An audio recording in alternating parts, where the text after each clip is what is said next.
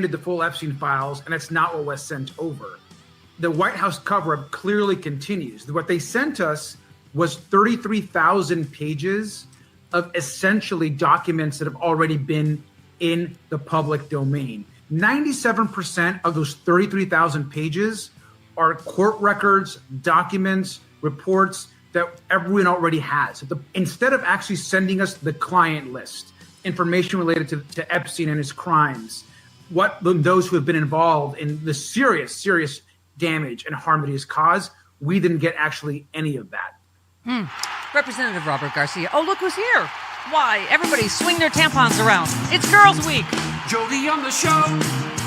Oh, Jody and I don't have any. We don't need Bella? Oh, yeah, in my bag. Oh, swing that like a nunchuck. Pushed all the boys out. Nothing really grows with Jody on the show with Steffi. Jody, I realize I'm doing this all wrong. This is my book, Sexy Liberal of Me, I Sing. I had, let's see here, Rachel Maddow, Lily Tomlin, Jane Wagner, Rob Reiner, Lawrence O'Donnell blurb my book. I should have had all child rapists I agree. vouch for me. That's weird. agree. I'm doing it wrong, apparently.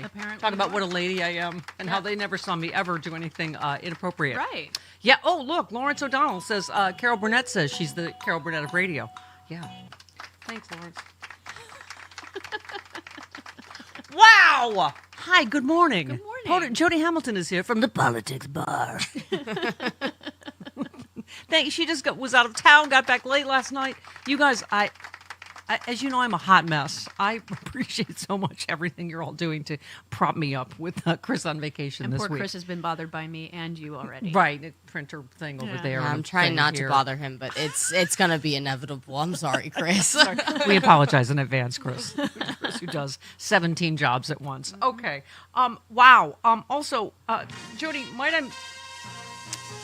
I don't mean to be indelicate, but might I mention also the breaking news that Trump appears to be, what's the word I'm looking for? Dying? Dying, yes. Yeah. Thank you for filling that in. He does. They don't Something gloss ain't over right. anything, Bella, on the Politics Bar. Because they're drunk. And at the bar. Wow. I don't even know where to start. Okay, hang on. I guess we'll start with the quote. Someone else has an opportunity to be wrong this week besides Chris. Who said, I never saw the president in any type of massage setting. I never witnessed the president in any inappropriate setting in any way. The president was never inappropriate with anybody. In the times I was with him, he was a gentleman in all respects. Joey Tribbiani. That'd be the child rapist. That'd be Ghislaine Maxwell. So clearly there's nothing more to see here. No. Because clearly, by the way, we've seen him be inappropriate in public, Yeah. on tape, but, Right. you know, the grab by the, you know. Yeah. That, I remember that. All of it. Yeah. All of it. Yeah. Yeah. Oh, I saved this one for you because you're a, SVU fan, right? Oh, huge one. Yeah. I must have missed the Law and Order SVU episodes where they didn't interview the victims and they just asked the criminals what happened. Right. Yeah. That's pretty. Yeah. Because apparently she and Epstein also never did anything inappropriate. Right. But yeah, as a lot of people are saying, if you look at the wording, it's like, oh, we never raped any kids while I was there, but that also probably isn't true, being It's that probably she is a not true, convicted yeah. perjurer. But secondly, the wording was very... Mm-hmm. And plus, if she said he had been, I don't think she would have survived the interview. No. Todd Blanche probably had orders to, strangle her on the spot. I Right. mean, first of all, they're never going to release it. Like Robert Garcia just said, Mm-hmm. it's less than 3% of anything new. You know they're not going to release the Right. stuff that is damaging to Trump, which Right. clearly is. Right. So, September 3rd. Oh, my! Ruthlessly absurd! The Epstein victims are going to have a press conference. So, that's the thing. Really, MAGA? Ghislaine Maxwell, the child rapist, is the only woman you believe in this whole scenario? I mean, it's literally insane. Bradley Whitford, who we love, with the heat of 1,000 white-hot suns, said, if you're a convicted felon and your character witness is your dear old friend, the convicted child sex trafficker, and enabler of your other dear old friend, the most notorious raper of children in modern history, you are definitely a total piece of... Okay, thank you, Bradley. So, I thought I was the only one, Jody, because I remember just a little bit of reporting about Joe Biden's age or health, and what, does it not appear that this mother is going to die first? I mean, I don't mean to be indelicate, but have you seen him? He It's looks not just his terrible. hand, and the right leg is dragging. I don't know whether it's a stroke, congestive heart failure, but He's not well. No, it's insane to me, Jody, that I'm not seeing a lot of this. Are you in the mainstream media? Hardly any. Hi, Jake Tapper. No kidding. Jake Tapper, hi. No kidding. I mean, the fact that this whole election, we are in this nightmare because Joe Biden was old and the inference was he was going to die. I mean, he has cancer and he looks 10 times better than Trump does. Yeah. So, and this hand thing. Yeah. So Marina says, people are saying the president has congestive heart failure. The administration is concealing his condition. That's the other thing. There was a cover-up of Joe Biden. No, I think we heard he was old. Yeah, we like knew 11 that. billion times. We knew that when we elected him the first time. Ay. Who's running the country? How long has the administration hid his condition? Am I doing this right? I'm sure Jake Tapper's on the case. I don't see anyone asking those questions. Nobody is. That clearly the president is unwell. I mean, but this time, like mentally and physically, Yeah. it's okay. Yeah. Oh, this was the Ghislaine Maxwell I just read. Mrs. Betty Bowers, America's Best Christian. She is. Yes. Said, look at the wording of this denial. It's careful, it's lawyerly. Ghislaine Maxwell never talks about Donald Trump. She talks about, quote, the president. Donald Trump was not the president when these Right. alleged events happened. So her remarks may be technically true, but intentionally misleading. Well, no kidding. And her going on to suck up to Trump and, say what a great president he is and blah, blah. I'm like, you could make this a little less obvious. Right. You're trying to get a pardon. I mean, this whole thing is so absurd. Oh boy, okay. I'll get to that later. We've already gone too dark. The first segment. Brian Behar says, forget the mysterious blotch on his hand, his sleepy demeanor, his bat crazy ideas, his inability to complete a coherent thought. The fact that Trump wears a hat that refers to himself in the third person, that should know. disqualify anyone from being president. This doofus. I'm wearing it in the Oval. Oh my God! Right? They're criticizing Zelensky for what he wears, and this doofus and this stupid "I'm ready about everything" hat. I got to get one of those. Oh, have you seen the new Gavin Newsom merchandise? It's Yes. fantastic. Make America Gavin again. I need to get one of those so badly. MAGA. He's driving them insane, literally insane. Oh boy. Oh, he's threatened to. Have I missed anything so far? Sorry, I'm sleepy. So he's threatening to take over Chicago, Boston. Did I miss anything else? Yeah. Carrie said, I went to Chicago for the first time last week. Yeah, they Field Museum, School, Millennium Park, Willis Tower, hot dogs, pizza, White Castle, history, culture. But I was so disappointed. I didn't get murdered even once. Where's the real Chicago experience I was promised? What a ripoff. That's funny. Here's where we run up against it, though, Jody. Like, and this is why D.C. should be a state, because technically that's why he's doing that. Because he can legally. Right. Yeah. But we're in really dangerous territory when he's talking about sending troops into Chicago and Boston. I don't know, whoever else has a black mayor or pisses him off, right? Mm-hmm. Did he also threaten to jail Chris Christie over Bridgegate from 10 years ago? Yes, I believe You know, so. some of this stuff I'm totally for. So I say let's do that. Also, can I just say, as I said last week, first they came for John Bolton, and I said, that guy, because Because it's John Bolton. he could have stopped this whole thing. I mean, I hate to say it, but yes, he's going to have to pay for lawyers and whatever. Like, you know what? Well, use that book money. Yeah. That you wrote the book instead of testifying under oath and putting him away and stopping this nightmare in America. By the way, that's when we did the original "I'm not buying your stupid book" T-shirt. It is? which is still available. It is. Or they all needed to call them "Now a Warning." Every single book needed to be called. Oh, thanks. Now a warning? Oh, now a warning about Donald Trump. Thanks. So timely. Yeah, Val Demings. Oh, sorry. Just had an impeachment flashback.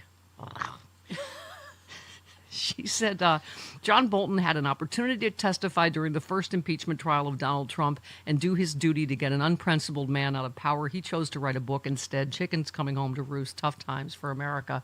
I mean, of course we have to stand up for him because this is what you have to do when you're facing fascism. Right. And of course it's, a bold, vindictive prosecution. But it's just the amount of people that could have stopped this, Jody, at any point. And he is a very key one. That just, right? How many lives could Bob Woodward have saved? No kidding. If he didn't, save all the COVID information for a book. Exactly. I mean, He had it in audio recordings of the interviews, too. Right. So. Right. Malcolm Nance has checked in. He said they're this is Trump's thing, questioning whether, Wes Moore has a Bronze Star. He does have a Bronze Star. That was Cadet Bonester questioning. Okay. Bronze Star recipient. Malcolm said there's only one rational response to this. Wes Moore, here's my Bronze Star for leading an infantry platoon, bitch. But you know what I don't have? The yellow stripe for bone spurs. Bam! Now release the Epstein files. Okay, just add that hashtag at the end of everything you Exactly. tweet or thread or whatever. Yeah, it's like, and he knows it's bull, right? There was some paperwork snafu, so Governor Moore actually got it like almost 20 years after he served in Afghanistan, but he absolutely earned a Bronze Star. It was not the fact that it's him questioning it, right? We had 5 deferments for a fake non-injury is just okay. All right, I need some. Oh, Alina Habba. Bless you. Ah, thank you. Glenn Kirshner, thank you, did a very sweet, we'll get to it tomorrow. He did a very sweet post about me, but we make everybody immature eventually, because he's every time, and he's supposed to be a serious dude. Every time someone says Alina Habba, he says, Bless you. Yeah, because you have, has she ever been to Azerbaijan? Bless you again. Bless you again. That's a double bless you. All right, yes, here she is with her bolt today. Here we The go. president was rightfully voted in by a majority Was of he? Americans, Was and he? he is entitled to pick his U.S. attorneys, his Department of Justice officials, his judges, so that we can continue the agenda that the American public voted for, which is to get rid of crime. In the state of New Jersey in June alone, we arrested over 300 criminals, illegals, rapists. What is so bad about that work? The truth is it has nothing to do with the work that we're doing. It has nothing to do with the crime that we're stopping. It has to do with trying to prevent President Trump from continuing his agenda, and it has to stop. All right, well, as long as you're on a street there in Jersey, let's get Chris Christie in Yeah, jail why as not? well. Why not? Yeah. Listen, you know what? There could be some casualties on the way to fascism, Jody. I'm just saying. You know what I mean? We should stand up for anybody, but if, Bolton and Christie happen to fall, if, Christie ends up being the, piggy on Lord of the Flies, that's just the way things roll in a fascist autocracy. Oh, well. Jinkies. I'm just going to say I'm going to make more of an effort to save some people than others. I'm with you. Others I might be like, oh, I can't, my hip, I'm too old. It's so far. Oh, I can't bend. I can't. It's right. It's Oh, like what a shame. It's like the TV remote at a certain age. You're just like, Yeah. oh, oops. You get it. You do. Lord of the Flies reference in 2025. That Right? ooh, Huh? caught me off guard. You're welcome, America. All right. Hey, we have kind of a cool show. Not only Girls Club Politics Girl is going to join us live in studio. How exciting is that? And comedian Pete Dominic in hour 2, who I love, who is fantastic, who is Glenn Kirshner's bald soulmate. They post pictures together. I don't know, kissing, rubbing each other's heads. It's Well, that's for Oh. luck. weird. That's Rub the a bald thing. guy's head Weird for luck. manosphere Oh, thing. absolutely. Yeah. Oh, Oh, it's Yeah. hot. Okay. Well, they're both hot. All right. So we move on a Chrisless Monday. All right. 19 minutes after the hour. Glenn just said he talked about us for 5 minutes on another show on he his did. Substack. And I said I yell your name out all the time too. I won't say why. Anyway, hi Glenn. Glenn, hi. Good morning. Good morning, Steph. Hi. Well, it's springtime for Donald Trump and America this morning. Obviously, you woke up to the news as well. 7 a.m. Your time. A raid of John Bolton's house. I don't even know. I'm not even sure where to start with this. Hold, please. I've been saving lots of things for you. I already went through the history of this. That this obviously was something he was investigated for back in the Biden administration. It was dropped. Trump tried to stop the book. That was stopped. So we tried to go through legal channels. So now where are we? Well, I'm sure it's a coincidence that just a little over a week ago, Donald Trump posted, very unfair media is at work on my meeting with Putin, constantly quoting fired losers and really dumb people like John Bolton, who just said, even though the meeting is on American soil, Putin has already won. What's that all about? What a presidential tweet. Yeah. So listen, there's a thing called vindictive prosecution, and we don't know whether there's actual evidence to satisfy the probable cause standard that is required to get a federal judge to sign a search warrant and go into somebody's home and search for evidence of crime. But let's see if this turns out to be a legit search warrant where John Bolton is unlawfully retaining classified documents or nothing more than, a continuation of Donald Trump's revenge tour. Yeah. And Glenn, how on point is that? Like, as you often told us, the most slam dunk, the most overwhelming amount of evidence in a case was Trump's classified documents case, right? Yeah. And by the way, can I just say, you've been talking about this Trump administration hit with vindictive prosecution motion to dismiss Abrego Garcia case. So that's going to be a thing in more than one of these situations, isn't it? Oh, that is such a thing. I urge your viewers to read the motion to dismiss the Abrego Garcia criminal prosecution in Tennessee based on vindictive and selective prosecution. I've never seen a more compelling motion to dismiss. And when they set out how Abrego Garcia had his rights, his legal rights, and his constitutional rights violated in multiple ways. So what did he do? He fought back. He filed a lawsuit, and he won. Yeah. He won in both the trial court and the appeals court, and even the Supreme Court directed the Trump administration to facilitate his return to the U.S., right? And so what did they do? They ginned up, some might say trumped up, a bogus prosecution in Tennessee. And I'm telling you, this one is not going to end well for the Trump administration. Yeah.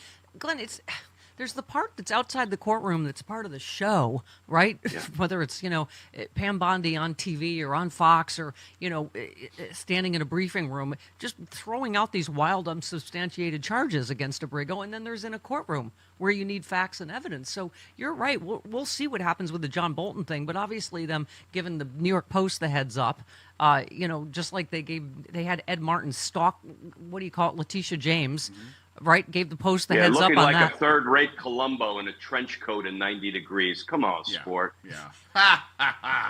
We've got our first sport, ladies That's and right. gentlemen. All right.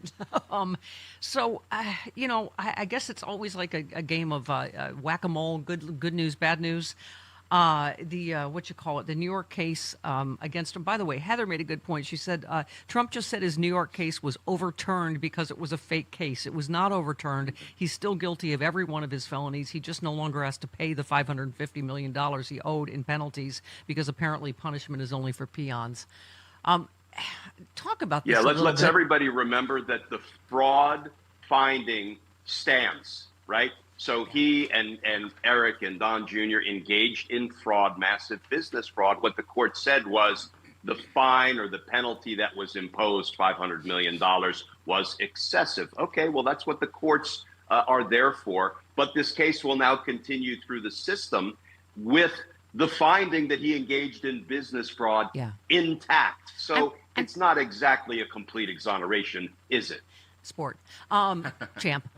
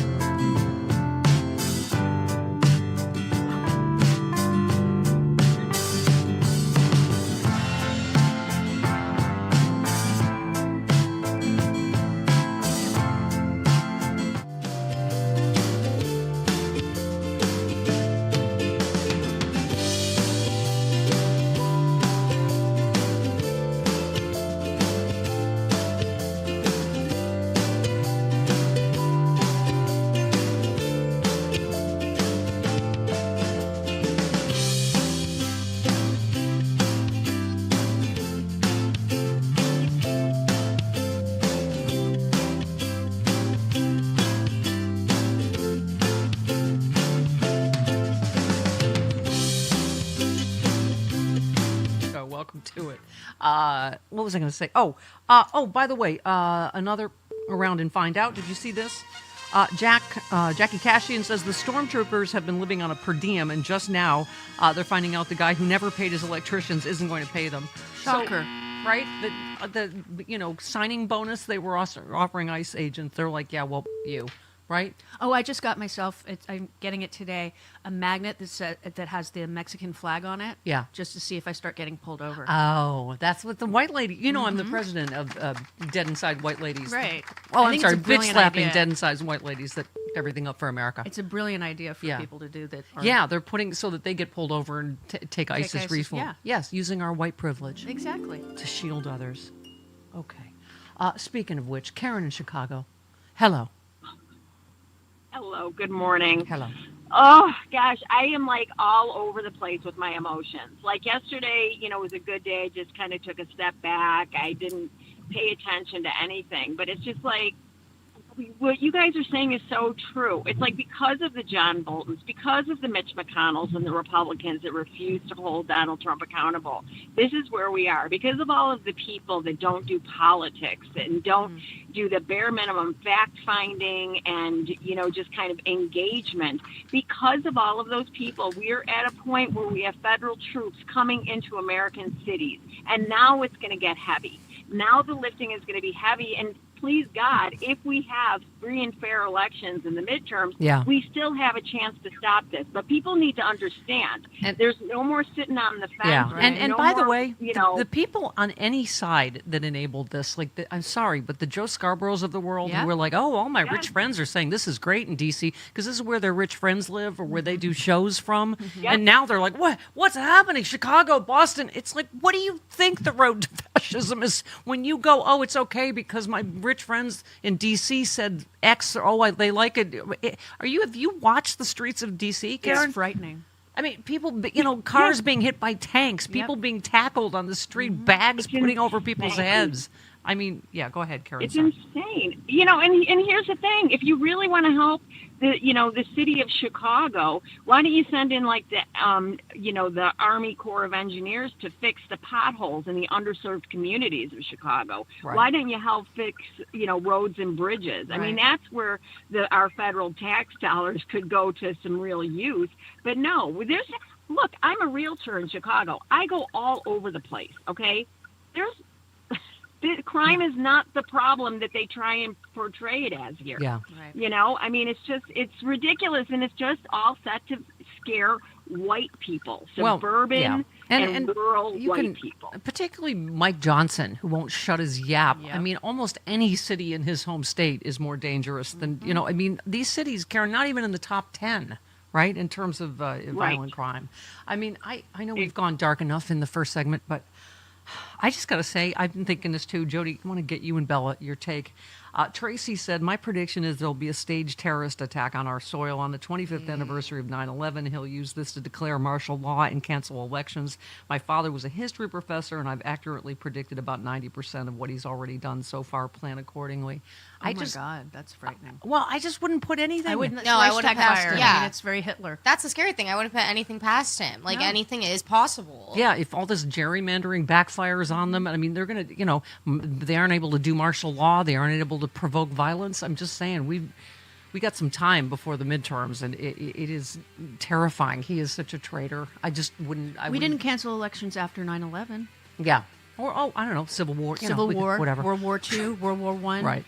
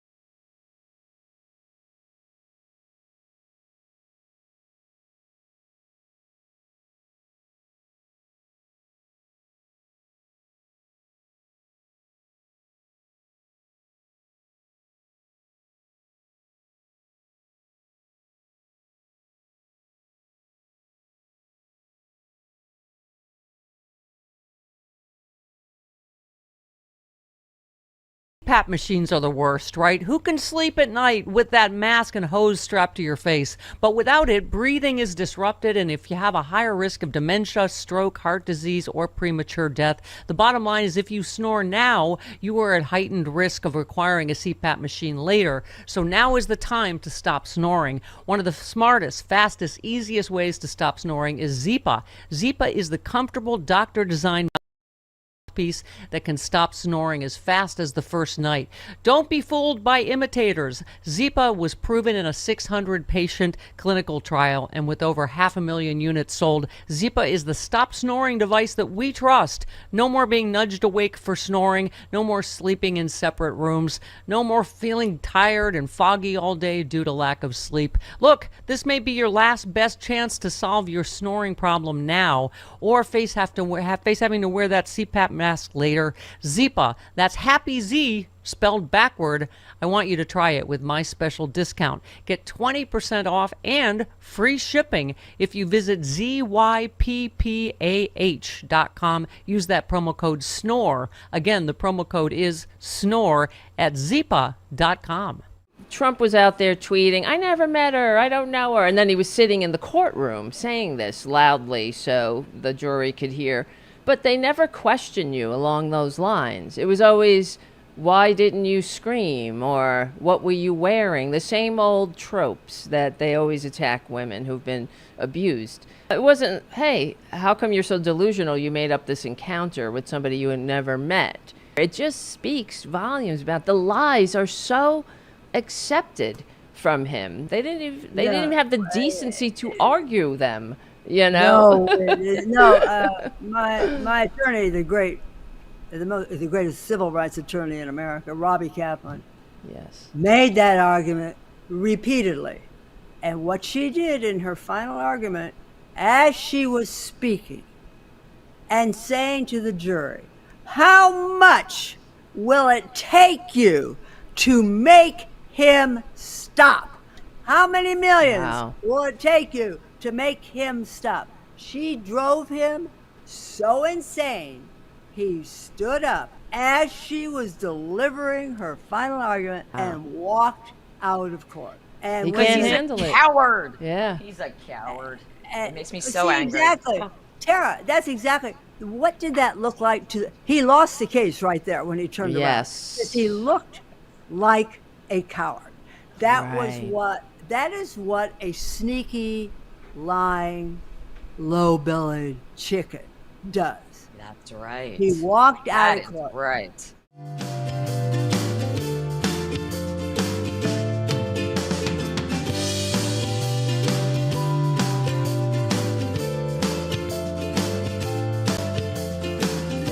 For independent assignments of districts. No gerrymandering anywhere in the country.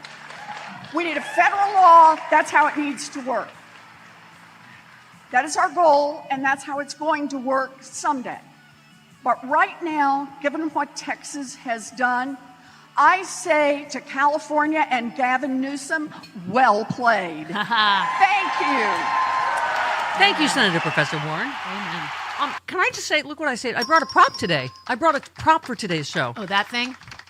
I got that thing. I got coffee on the back. Sorry. I got that too. I threw it away. Right, no, but Jody. So this is the. The governor had barely signed this redistricting thing out here in California. Out, like, the next day. They're going to spend massive amounts of money. This is the weakening our democratic process, a threat to California's landmark election reform. What's it? Protect the Voters First Act. This reminds me exactly what happened with gay marriage here, right? This is how, because they did these very misleading, very well-funded, campaigns to confuse people about what was no and what was yes. People thought they were voting yes on marriage equality, and they were, but they did that deliberately. Yeah. To confuse people. And so I'm like, but this was in my mailbox, like the day he signed it. So they were already well-funded and ready to go. Yeah. So California, don't fall for get registered, vote. We have got to, this is the only, as Elizabeth Warren said, we're forced into this. Yes. One more, Senator Warren yesterday. And Senator Warren. Our democracy does not survive when one side, the Democrats, play by the rules as they're written, and the Republicans keep breaking the law and play by whatever rules let them seize power and hold on to it. The defense of democracy is our first priority. Oh, by the way, Donald Trump has finally melted down after how many days are we into Gavin Newsom trolling? It's working spectacularly well. Hang on. Hold, please. Mm-hmm. Yes, Trump has finally responded. Let's see. Newsom said, I know there are some people who are offended by our all-caps parody of Trump, but I thought it's time to put a mirror up to Trump, which is hilarious. It is. He's not trying to be like Trump. No. He's mocking how ridiculous Trump Well, is. the right used to think that the Stephen Colbert character Yes. on The Daily Show was a real thing. They Right. didn't realize he was mocking conservatives. Yes, some right-wing morons loved him, and you're like, it's satire. It's Yeah, a you joke. don't get Okay. it. Okay, he's playing a buffoon. Never mind. Trump said the governor's incompetent. I know Gavin very well is an incompetent guy with a good line of bull, but he doesn't get the job done. Newsom quickly fired back, saying, such low energy, sad. Ted Lawrence last week said, Gavin Newsom way down in the polls. No, it's the opposite. Not at all. He is viewed as the man who's destroying the once great state of California. No. I will save California, President DJT. Newsom just said, triggered. Okay. See, Bella can tell you. Being succinct, plays He's with funny. Plays with He's Gen Z. very funny. Just, the snowflake emojis, just like, right? Just saying triggered is very funny. Right, exactly. This one, about Fox News. He's trolling Lara Trump now. He said, Fox edits the tapes. News must cancel their weekend stinkers immediately. They're very dishonest, and all they do is trash me, Gavin C. Newsom, America's favorite governor, and many say the most handsome in history. Thank you. Lara Trump's quote-unquote show is a total disaster. No personality, no talent, very low energy. She desperately needs coaching from crazy father-in-law. Jessica Tarloff tweeted, some people may not like how Gavin Newsom is talking. You may not find his post funny, but here's the deal. It's absolutely working. And he's putting Donald Trump on the defense. Newsom tweeted that and said, I love Jessica Tarloff on the 5, a real winner, GCN. Oh, my God, the merch. The merch is going to be the last. Oh, yeah. There's not going to be enough, hand makeup to cover his... What the hell? Okay, so Caroline Levitt. Oh, Caroline. Yes. Hey, girl. It is spelled correctly with 3 Ks. Yes. What did she say? I'm saying I have to find that story. That it was from too much handshaking, because he's such a man of the people. Isn't it his left hand that they're covering up? Can't they make their lies less laughable? Yes, he's not even left-handed. It's his left hand. Most people shake hands with their right hand. Oh my God, he was dragging his right leg again yesterday. Like, what's his name on? Marshall Dillon. Well, wait, I always get that wrong. Festus on Gunsmoke. Am I getting it right? I think Bella, it was Festus. No, I think it was Festus. Festus. I think so. Remember he dragged his leg. I think it was Festus. Do you want me to Google that? Yeah, he was always coming after Marshall Dillon. Okay, Bella's. Wow, that's the best Gen Z stare I've gotten. It's some time. I'm a little lost. It's a really old show. It's actually too old for us, even, isn't it, Jody? We weren't really even. Chester. Oh, Chester. See, I always get that wrong. I always say Festus. No, it's Chester. And he played. Dennis Weaver played him. Right. There you go. Oh. Okay. Yeah. You'd know that from... Yeah. It was the longest running television series until Law & Orders. Oh. Ever. Oh. And I'm not counting The Simpsons because that's a comedy and it's animation, but it was the longest running live action. Are they going to do an SVU, child sex trafficking? Oh, they have already. Did you do it? No. All right. Well, we're done here. Oh, no, they did one very Carry similar on. to Go back Epstein to child sex several trafficking. years ago. They did one very similar to Epstein and Maxwell several years ago. They're much shorter episodes where they just ask the perpetrator if they did it, and then when they say no, they're just at the end of the episode. Right. Yeah. Okay. It's much cheaper to produce. Exactly. There's no questioning actual victims or just anything. Just a 2-shot. I mean, it's really easy setup. Yeah. By the way, speaking of the Fox News, Faith Plus says the more inadvertently I watch Fox News on the overhead TVs at Planet Fitness, the more I understand why their viewers are conditioned to really hate the left. Every story portrays Democrats as hating America, the flag, the rule of law, successful business owners, traditional marriage, and God. After years of watching such nonsense daily, you almost can't blame their viewers for thinking the worst about Democrats. I remember President Obama once saying, "If I watched Fox News, I'd hate me too." Yeah.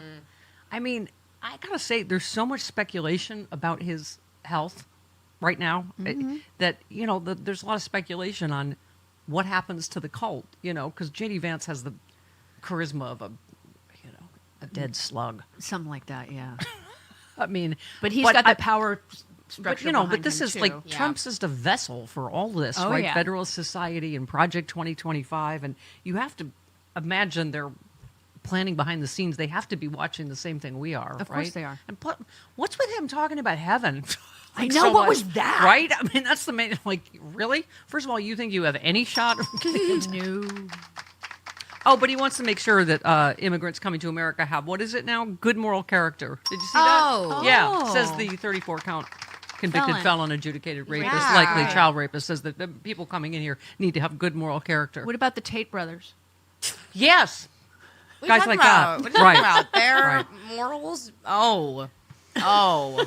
Peak. I'm kidding. Jesus. Okay. Ronald says Trump played up the nick on his ear like it was a serious combat wound for months, but we're all supposed to just ignore everything going on with his hands and ankles like there's no issue. Right.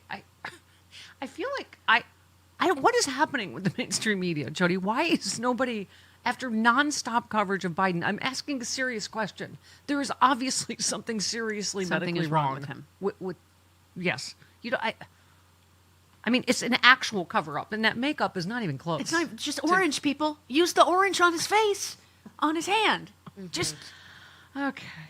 Ron DeSantis on Fox News claimed that Biden rigged the 2020 census as an excuse to redraw Florida's What? maps when Biden wasn't even the president No, in 2020. Donald Fox was. viewers now Right. believe this. How do you fight a side that rejects not just truth but reality itself? He just said, "I gave Governor Westmore all this money for this bridge. No, he I did might not. take it back." No, exactly. Biden gave him the money for the bridge. Biden fixed the bridge. It's just the basic facts, timelines that are okay. Astro says Trump is preparing to send the National Guard into Chicago, possibly even active duty troops. But Chicago's homicides are already down 30%, shootings down nearly 40%. This isn't about safety, it's about control. LA, DC, now Chicago. When presidents use the military against civilians, democracy erodes one city at a time. Yep. I mean, where are we going, Jody? Are some people going to call in their National Guard to protect their citizens from Trump's, military coming in? I mean, it's just, and the fact that they're arming them, that's ridiculous. That's so against the law. people are using the word powder keggy as a Yes. verb, right? Yeah. Okay. Yeah. Oh, by the way, I don't have the stats in front of me, but it's the same with what do you call it? With the Baltimore, same thing. Like everywhere he's going in, the crime rate is down. And again, in the red states, through the roof, and nobody's going into any red states, of course. Yeah, Trump threatened to rethink the funds that he sent Baltimore to repair a bridge that collapsed last year, making the comments after Maryland Governor Wes Moore told him to visit the city or keep our name out of your mouth. He said, I gave Les Moore a lot of money he to didn't. fix his demolished bridge. No, he didn't. That was Biden. By the way, did you see they asked him about the Bolton raid? He's like, I didn't hear anything about that. I think I saw that on TV. Look at what I just got. You're a lying sack of crap. Oh, You're a lying everybody, sack of America, crap. this is today's You're a first lying scheme. partially chewed avocado. Yeah, I find at least, 3, 4 of these during a show. That's just during the morning, Right. during the show. Thank you, Jody. That's pretty. Okay. Avocado toast, Bella? It's one of the perks that we have here. Yeah. Ooh, it's freshly gnawed. Yay. Extra marinated. Okay. She marinated it with love. Oh, here it is. Here it is. This is Baltimore. Cities' homicides rates have dropped significantly in recent years by 40% from 2019 to 2024. Homicides are this year down 23%. Auto theft down by 34%. Those are huge stats. Yeah, they actually are. Yeah. I know. I mean, it's. All all right, that part's insane, but just the constant lying is just, and can I just say, J.D. Vance is giant liar too, but just more smug and condescending about it. Trump is just like, he's like so low energy at this point. He just lies like reflexively. I didn't know anything about that. Oh yeah, I saw that on TV. Gosh. First of all, he looks like hell. He does. And secondly, everything he says now is a lie. Oh, by the way, we have some Westmore. Oh my God, Carlos is going to be so excited. He is very impressive, I must say. Oh my Absolutely. God. He is, yes, sorry, where am I? Governor Westmore. When I say all options are on the table, all options are on the table. Are you actively looking at it now? Do it. Yeah, because I think we have You to. are. Yes, and I think we have to, because I think what's happened is this is what people hate about politics in the first place: the fact that the president of the United States, very similar to what he did in Georgia, where he called up a series of voter registrants and said, "I need you to find me more votes."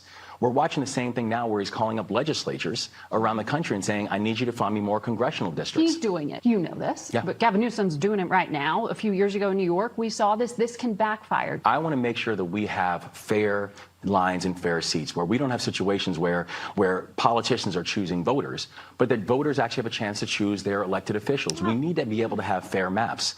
There's an idea. Did I mention he's Bronze Star winner? Westmore. Okay. And we also need to make sure that if the President of the United States is putting his finger on the scale to try to manipulate elections because he knows that his policies cannot win in a ballot box, then it behooves each and every one of us to be able to keep all options on the table to ensure that the voters' voices can actually be heard. I think if you look at maps across the country, less than 10% of congressional seats are actually competitive by nature. Less than 10%. And so if you look at the average win margin in our state and so many states, the average win margin is upwards of 20 to 30%. So that means we already have so many gerrymandered areas that we have to be able to add a measure of fairness in the way that it's applied. And so, yes, all options need to be on the table in the state of Maryland. Yep. We got to fight with every tool in the box. I don't know if you saw it. There's some, I get it. Like, everybody's approval numbers are terrible. Democrats, Republicans, Trump. But and this is what kills me, Jody. They're saying we're falling behind in people registering as Democrats. So we're facing a problem. But I swear to God, it's because Trump has made everybody hate politics so much. I just think it just becomes a pox on both houses, and people that don't pay attention to politics, which is most people, particularly when it gets this ugly, just goes, oh, it's just, and because the mainstream media does so much, both sides do it, I feel like people are just like, ugh, right? And that's, we've got to fight against that, because that is, okay, one more, Westmore, Governor Moore. No, I've been very clear. I'm not running for president, but it's interesting but it's interesting. The president seems to be more concerned about my future than he is about the future of the American people. And that's where I'm asking him to keep his focus. Focus on the things that actually matter right now, which is the fact that his economic policies are driving up prices on everything from electronics to the clothes that we wear to the food that we eat. Talk about the fact that he has immigration policies that are knocking out tens of thousands of jobs in the state of Maryland. Talk about the fact that you are about to kick veterans and seniors off of health care. Don't worry about my future. Worry about theirs. There you go. Hi, Anita in San Antonio. Hello, Anita. Good morning. Good Yeah, morning. they showed photos. He has it on both hands. They're covering up bruises on both hands. Okay. And they're speculating. I've heard doctors speculate that he's getting IV That's LASIK. what I think it is. Yeah. Yeah, for congestive heart failure. Yeah. So I don't know. Yeah. Alex Jones gives him a year. Yeah, Who knows? I can't, Jody. I can't with this whole. We are in this fascist hellhole because of the whole Joe Biden's old. Joe Biden's old. He's not going to make it through a second term, and here we are. Look at this guy. 49 minutes after the hour. Hi. Hey, has Gavin Newsom saved us all yet? Hello. Yes, Good morning. yes, Good morning. we are saved. Praise Almighty, we are saved. Yeah, you know what? Their jealousy about Gavin Newsom reminds me of their jealousy of John Fugelsang. When the MAGA men come to John Fugelsang, it's just. Oh, now, just because I used to be married to Kim Guilfoyle too, don't go throwing that in my face, please. We were young. I needed the work. You know, it happens. I just love when they insult John online. I'm like, you're just mad because he's way more handsome than you and he's with way smarter. hotter women than And- you'll ever Aw, be with. shucks. Okay, and he knows way more about the Bible than you That's do. right. So, Neener. Oh dear, yeah.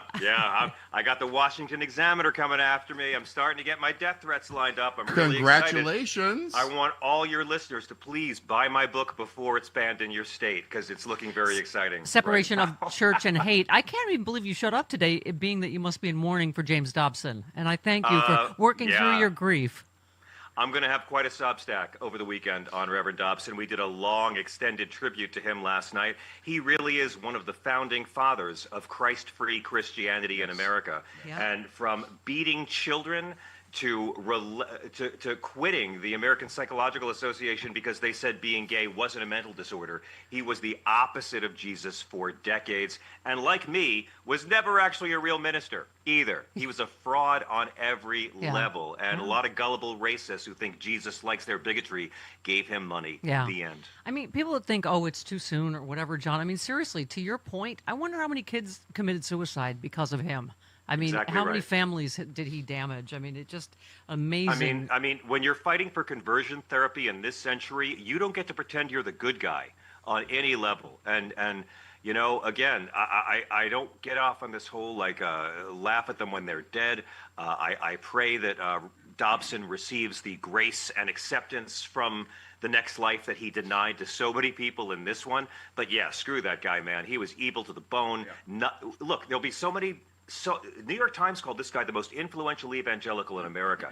There's going to be so many obituaries about this guy, analyses of this guy, but you will not read in any obituary one actual teaching of Jesus that Dobson fought for in his 89 years. No care for the poor, no society, government and nations must care for the sick, no welcome the stranger, love the death penalty, nothing Jesus actually talked about. This is what my book's about. Yep. It's a prop to these guys, and you don't need to believe in the Bible as literal fact to call them out and take away their camouflage. We were saying, you know, Chris and I were talking about them erasing the rainbow crosswalk in front of Pulse nightclub overnight. You believe it? Just because, how many times can we say the cruelty's the point? Although some good people in Orlando took some chalk and redrew the rainbow. And that was beautiful. Yeah. But again, the point remains that Ron DeSantis is on the side of Omar Mateen, the murderer at the Pulse That's nightclub. right. In that, it's all about the erasure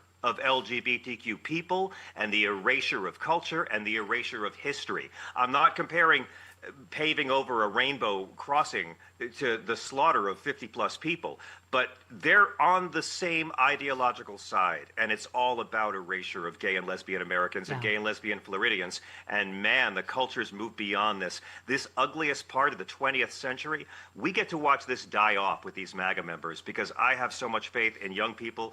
We're never going back to homophobia in this country, and the fascists can't drag us there. Yep. You said people who believe in the Ten Commandments and also vote for Trump are people who don't believe in the Ten Commandments. Yeah, you know, this is what your book's about, but it's just, I keep saying that until they take their religion back, you know, we're going to have a hard time taking our country back, you know, the democracy we love. Yeah, and they don't believe it. They don't take it seriously. They don't care about what's actually in the Ten Commandments. Anybody who's posting these on a school wall and then voting for Trump is telling a child, don't believe anything MAGA Christians say. Because Donald Trump is the brazen, tiny, junk-wagging opposite of everything the Bible tells you to do. And he has violated all 10 commandments. And by the way, as our friends at FFRF point out, 3 of the 10 commandments would go against the First Amendment anyway. So they shouldn't be putting it up in our public schools. This is, if you may want to Ready the nerd. Yeah, this is deeply nerdy, but a good point. People who voted multiple times for Bush and Trump lecturing about economic policy and deficits is like Gargamel lecturing about Smurf rights. I didn't realize that was a deep cut, but I guess it was.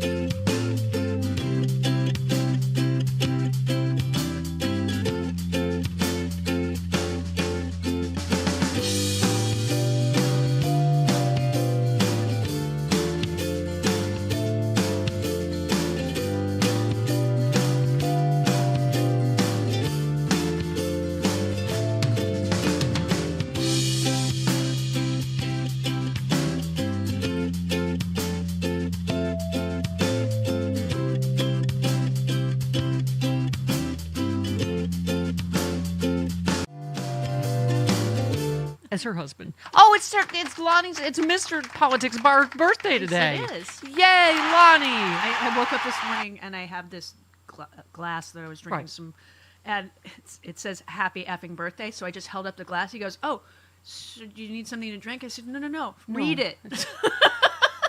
Was it a glass half full or a glass half empty? It's half full. So hard to tell these days. He literally forgot it was his birthday. Oh, baby birthday boy.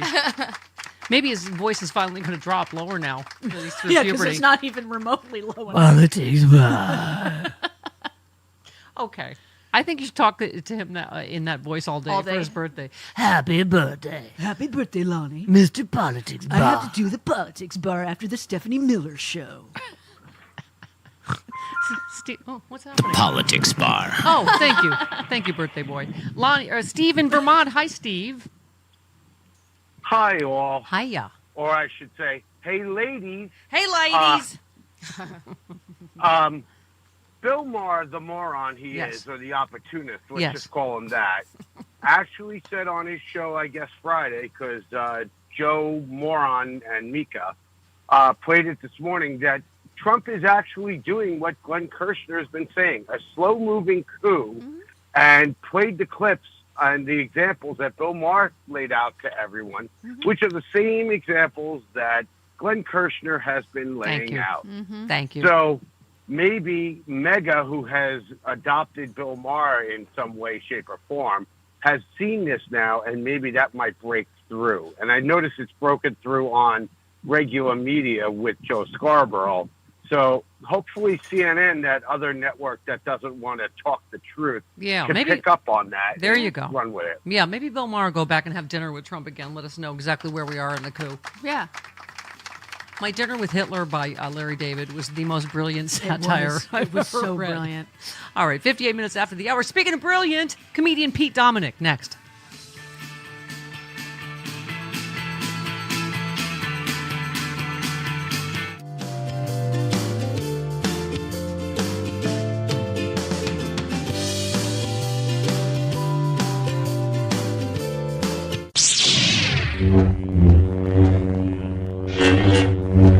Right now, let me please welcome an up-and-coming comedian I just think has got a lot going for him, man. This is one of the funniest guys I know. If you've been a fan of SiriusXM for any meaningful chunk of time, you know this man and admire him as much as I do. Pete Dominic is a terrific broadcaster and a great comic and a great news commentator. And he was going to be on CNN tonight, and then Mayor Adams decided to do some quid pro quo and become a Republican. So CNN's loss is our gain. For almost 12 years, Pete was the host of a terrific show here on SiriusXM, and now he does his own independent daily podcast called Stand Up with Pete Dominic. I just had the great honor of doing it earlier today with our friend Dino Badala. People of Earth, how happy does it make me to welcome Pete Dominic? Press After Dark. Man. Hello.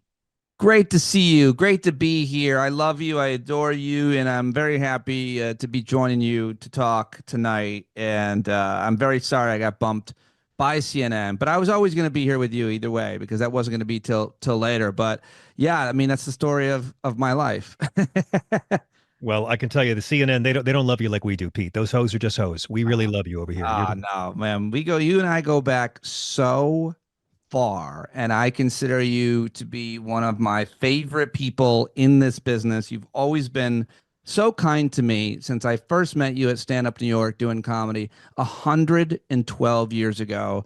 And I've just, I've always I did everything I could to advocate for you there at Sirius. And I'm so happy that you are there every night for 3 hours. And I just want to say that Pete Dominic is the reason I work here. When Pete created the Insight channel, he offered me my own show in the afternoon. And every time one of these racist trolls or homophobes or Jew haters or woman haters, these evil trolls, they come after me and come after the show. And I always tell them to direct their hate towards Pete Dominic. There's so many people outside my house right now. Is that why there's every night? Yeah, I just say go to the source. It's Pete's fault. If you don't like this show, blame it on Pete. He's the one who let me in the building in the first place. So, Mr. Dominic, you look terrific, and I wanted to talk with you about how people can stay sane during insane times, you know that some of the finest people in the world are always racked with insecurity, and the most godforsaken assholes are smug and completely confident all the time. We're witnessing a lot of people we really care for needing to be talked off a ledge. And, I try to take a long view at all of this and at a bigger period and timeline. But how are you adjusting to this, Pete? And how are you reaching out for those friends and loved ones who might be a bit discouraged and losing their minds during this? Well, I appreciate that question. It's something I'm thinking a lot about. And everybody has their own personal journey in life in general, and then their own kind of relationship with the news and what's happened in our country. So it's different for everybody. But for me, the past 4 years of my life, it dealt me a lot of adversity. And so I had to work on those things for myself personally. And then covering the first Trump election, I was with you, I believe, on election night. Yeah. And I got really drunk that night and depressed like everybody else and scared like everybody else. And I think the pandemic affected all of us differently. And it helped me create community because people were so scared. Because the bottom line, I think, is in general, and I'd love to know what you think about this, obviously, but in general, the thing that creates the most anxiety in life for all of us is uncertainty. Uncertainty around your health or your finances, your relationships, yourself, but about the future. And that's what we're dealing with right now. It's just hyper intense because it's a 24-hour news cycle or hour-to-hour news cycle. Will the courts uphold the rule of law? That type of uncertainty is a kind we haven't faced before. But somehow I am definitely meeting this moment with more grace and less panic than I did the last time, even though I believe the stakes are much, much more intense. And I believe that we're on a razor's edge. But I know that I can't get my work done, that I can't take care of myself, my family, and all of my other responsibilities if I don't take care of myself. And so I have my own kind of personal practice that is basically journaling, meditating, exercising, and getting outside. But most importantly, more than anything else, finding and creating and building community. And since I left Sirius, that was my dream job. I loved it there. I have zero hard feelings, zero cynicism about what happened there, because the bottom line is what it led to next was something I never could have imagined. And it led to, and I wouldn't have had it without Sirius, me building a community. You know, through the pandemic, especially, people were looking for community, and we're kind of back to that feeling. Obviously, it's much different. People are desperately looking for community. And tonight, John, in my own local community where I live just north of New York City in Rockland County, where you've never come to see me, even though I invite every single Sunday on the Sabbath to break bread. Pete, I already explained how a restraining order works, Pete, but go on. Fair enough. That's understandable. I had to use the puppets and everything. I tried to explain it to you. But go on. I went to an indivisible meeting that they were having here tonight. You did. And I couldn't get in. The parking, first of all, there was no parking. I had to park down the street. Then when I went in, there was no space because it's a library and they have, limited space. Then they gave you a Zoom link and I went to sign on and it was all filled because there's only 100 people allowed on that Zoom account. And the point is, people are motivated. People on a Monday night, on a Monday when it's 28 degrees outside, people are acting local. On a cold Monday night where they could have stayed in and had leftover wings. People were there on a Monday night, and a cold Monday night, and it was filled to capacity. And what that means is people are terrified and they're motivated and they're taking action. Maybe it's too little, too late. Maybe it doesn't do anything. But I believe in the whole concept of community, whether it's virtual, whether it's in real life. You've got to have your people and you've got to do things for them because that makes you feel good. And you've got to give blood, which I know that you're not allowed to, because when you walk in, they're like, I think he already passed. Yeah, there's issues there, and again, restraining orders too. But you know what? You're exactly right. And here's the deal: I get people saying to me all the time, "Oh, why are the Democrats doing stuff? Why are people doing stuff, resisting?" And I said this to you this morning. This is like you're watching the Rocky fight for 15 rounds. We're still in the first minute of round one. Rocky's still getting pummeled. It's a long game, but you're pointing it out, Pete. If you're frustrated, you're like, why isn't anyone doing anything? Well, why aren't you doing something? Get out there and get involved. Pete Dominic can't even get to a meeting in Jersey on a Monday night. I mean, I think that's totally inspiring. I mean, I was very inspired by it. And I think that people need to turn their fear into action. And I think that's true in life in general when you're dealing with anxiety around any number of things.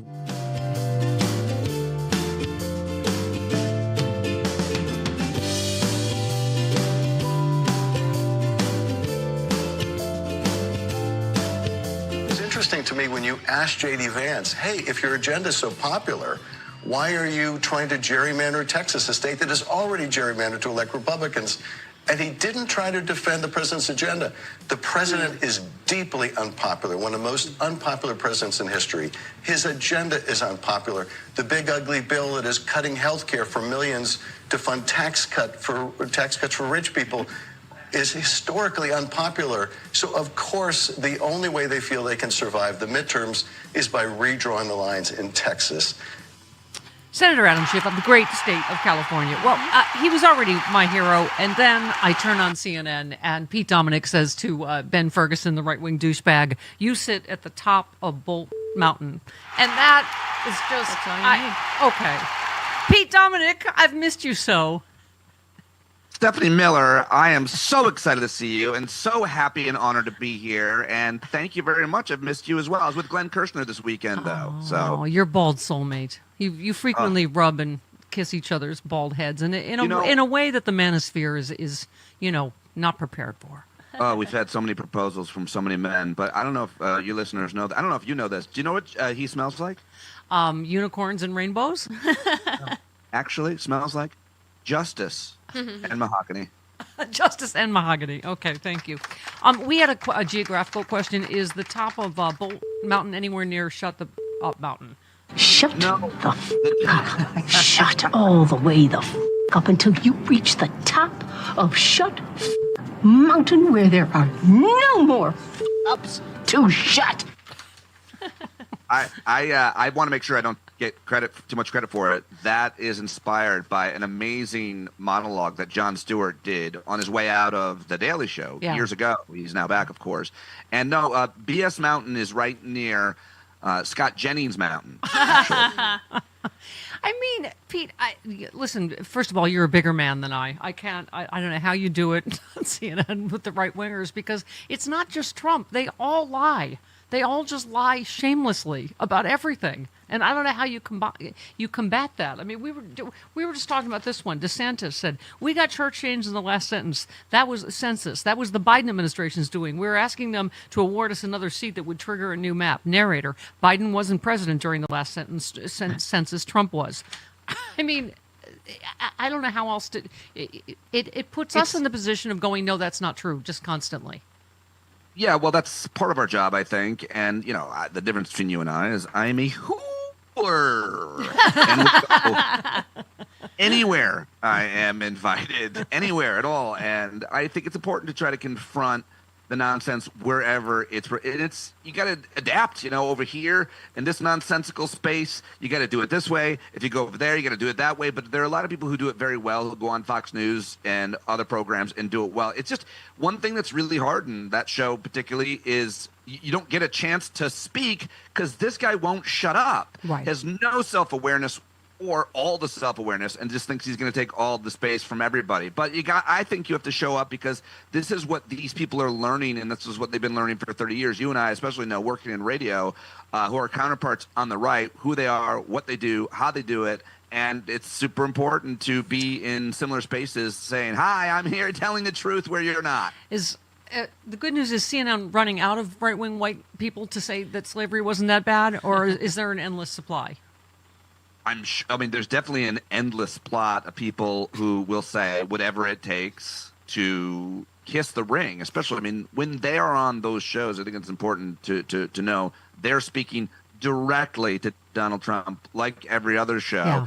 Or they're hoping that someone goes and plays that clip for Donald Trump because all he does is watch clips and listen to those sycophants. And so, no, I think there's an endless group. It's just hard to know where the standard is if you're CNN or anywhere else in booking them. Like, how bad of a person do you have to be? At this point, it doesn't matter if they deny, vaccines and climate change and who won the election. At this point, it might be, are you actively in prison for rape or not? Speaking of liars, who said, Jody, recent photos of the president have shown minor bruising on the back of his hand. This is consistent with minor soft tissue irritation from frequent handshaking and the use of aspirin. Monica Geller. No, that was KKK Caroline Levitt. Caroline. Pete, have you noticed the president appears to be, what's the word I'm looking for, Jody? Sick? Dying. Dying.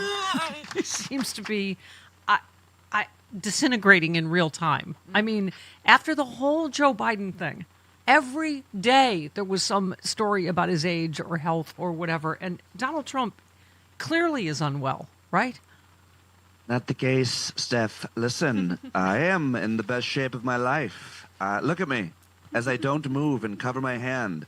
It's crazy how he's able to even get up in the morning. You know, I'm turning 50 this year, and I'm really doing everything I can to be healthy. But the thing that discourages me is that he's still alive and moving around, even though he does anything to take care of himself. There is no God, or he is replaced God, because how could this guy still be alive? He's so unhealthy in so many ways, and I think you're going to see him continue to just slowly become more and more befuddled and not be able to move very much until it's more apparent to even the dumbest person, even the dumbest Helen Keller MAGA out there that can't see or hear. She was actually very brilliant. How dare I do that? But, you know, even if you can't see or hear, you're going to know that this guy's gone. He's gone, just like your uncle.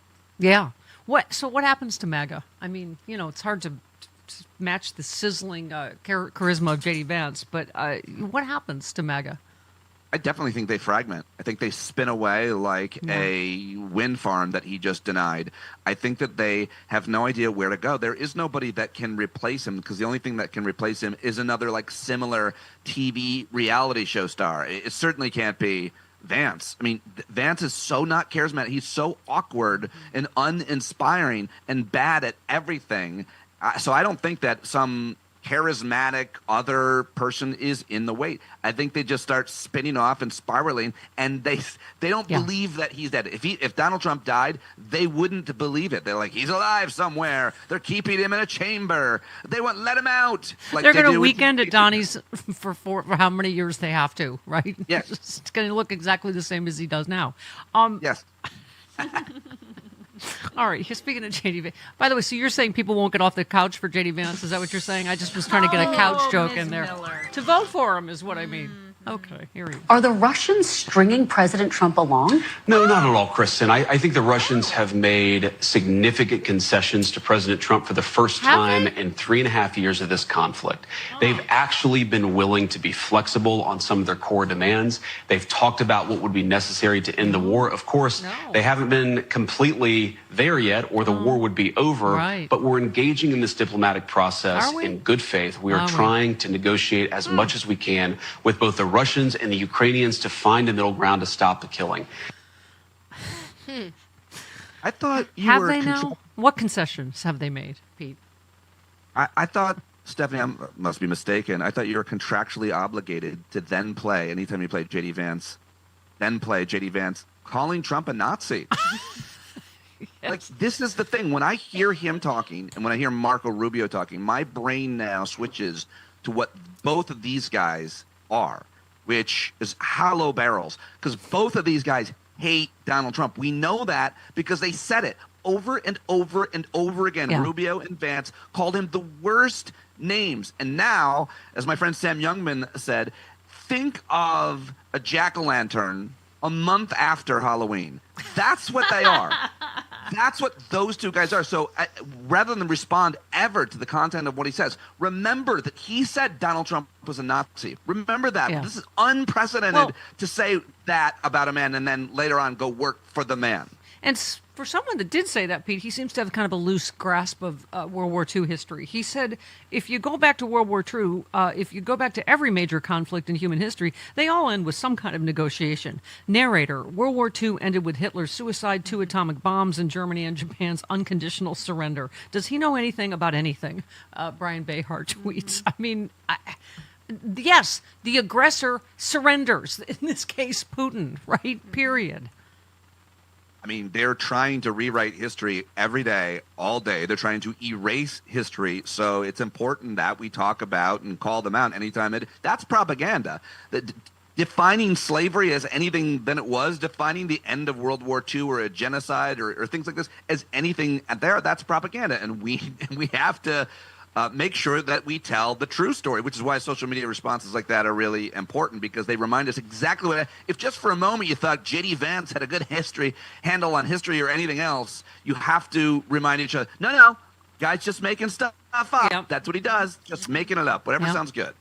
Now, Pete, because I love you so much, I want you to know that if you need a character witness for any reason, if there are no child rapists available, I would be happy to vouch for you. I don't know if you read the very kind words that Ghislaine Maxwell had for Donald Trump, but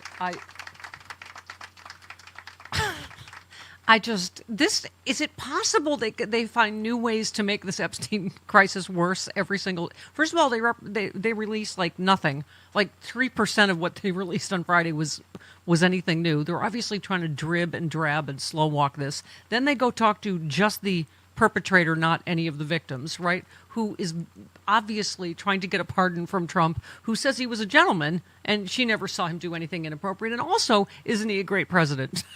I'm like, can they make the cover up at least less laughable? You know, I just have to say two things about this. Anytime Epstein comes up, there's two things I always want to say. And I tried to say this at CNN the other night, but Ben Ferguson wouldn't stop talking. And so when people ask about the Epstein list, where's the list? It's important that everybody stop. There is no list. The list is the victims. It'd be like saying about a serial killer, where is his list? I don't know.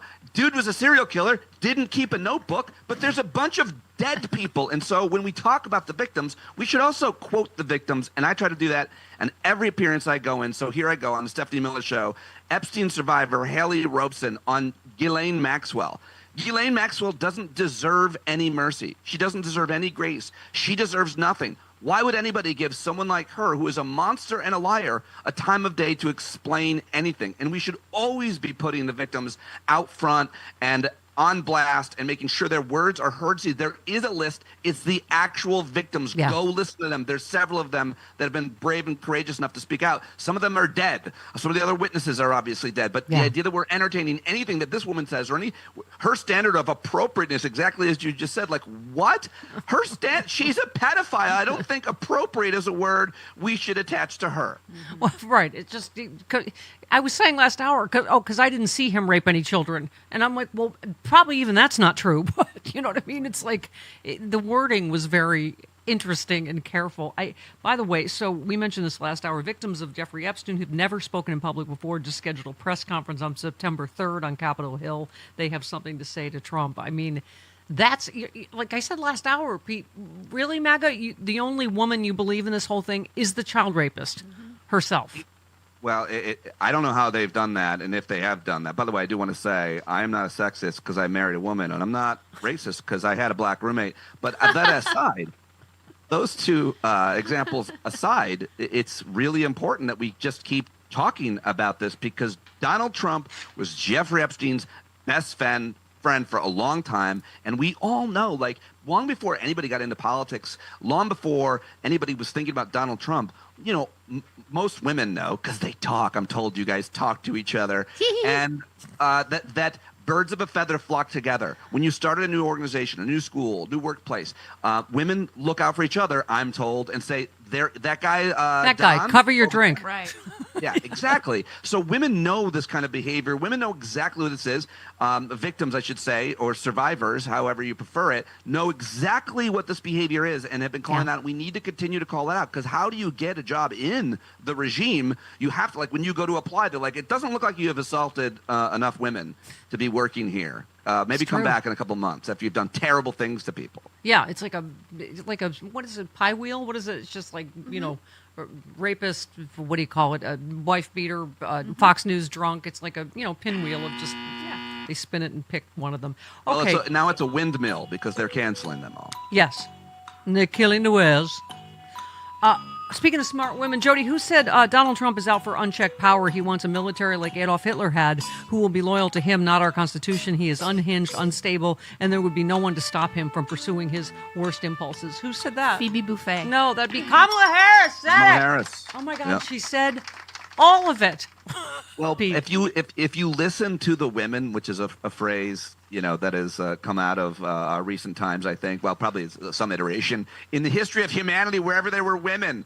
But if you listen to the women, and you listen particularly to Hillary Clinton on the campaign trail against Trump and Kamala Harris, those clips, sadly, were so prescient. The things they said at the debates, the things they said at the campaign, so It's much insane. of it is so specifically true. At 9:32 p.m., Donald Trump is going to call Vladimir Putin. They're going to say this to each other. It's exactly what they said was going to happen, has happened, and that's sad, but true. It's the thing they always say, like, no one liked Cassandra because she was right about everything. She warned about everything, but, no one likes a buzzkill, right? Yeah, that's how I feel about canaries. Uh-huh. All right. Listen, I have a question for you. If I were to rub your and Glenn Kirshner's head at the same time, do I get 3 wishes or 6 wishes, technically? Actually, what happens is if you rub my head and Glenn Kirshner's head at the exact same time, Mr. Clean shows up and cleans all of your house and apartment. He just shows up because everybody has made that joke to us so many times. There's something about the bald whites. We have a sad sense of solidarity and fear of the sun. You know how to make women crazy. Clean my house. Oh, my God, that's hot. Okay. I love you, Pete Dominic. We got to do this again soon. Anytime. So You're great the to best. be with you guys. Comedian. Jody, everyone, thank you so much. Comedian extraordinaire, Pete Dominic. Woo! 22 minutes after the hour. Now, hi, good morning, Frangela. Good morning. Thank you for your exquisite taste, first of all. Secondly, when Francis Callier starts to tell childhood stories, I instinctively, I get my sphincter snapped shut. I start to, I get a little PTSD. A little sweaty. About your childhood. Mm-hmm. So now, Angela made me cut a story this week. Cut a story? I had to cut a story. It was It was too not much. nice. It was It too was too much. much. It was too much. But She's please like, go. that's not tell it funny to here? you? I was like, that's not funny to anyone.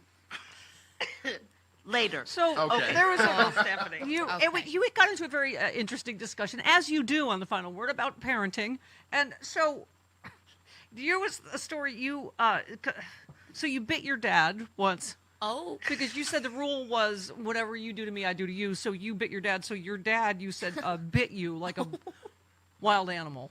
Yes, he did. I mean, when my mother came home and saw teeth prints in my arm, she was like, "Who bit my baby?" And I'd be like, "Daddy, Daddy did it.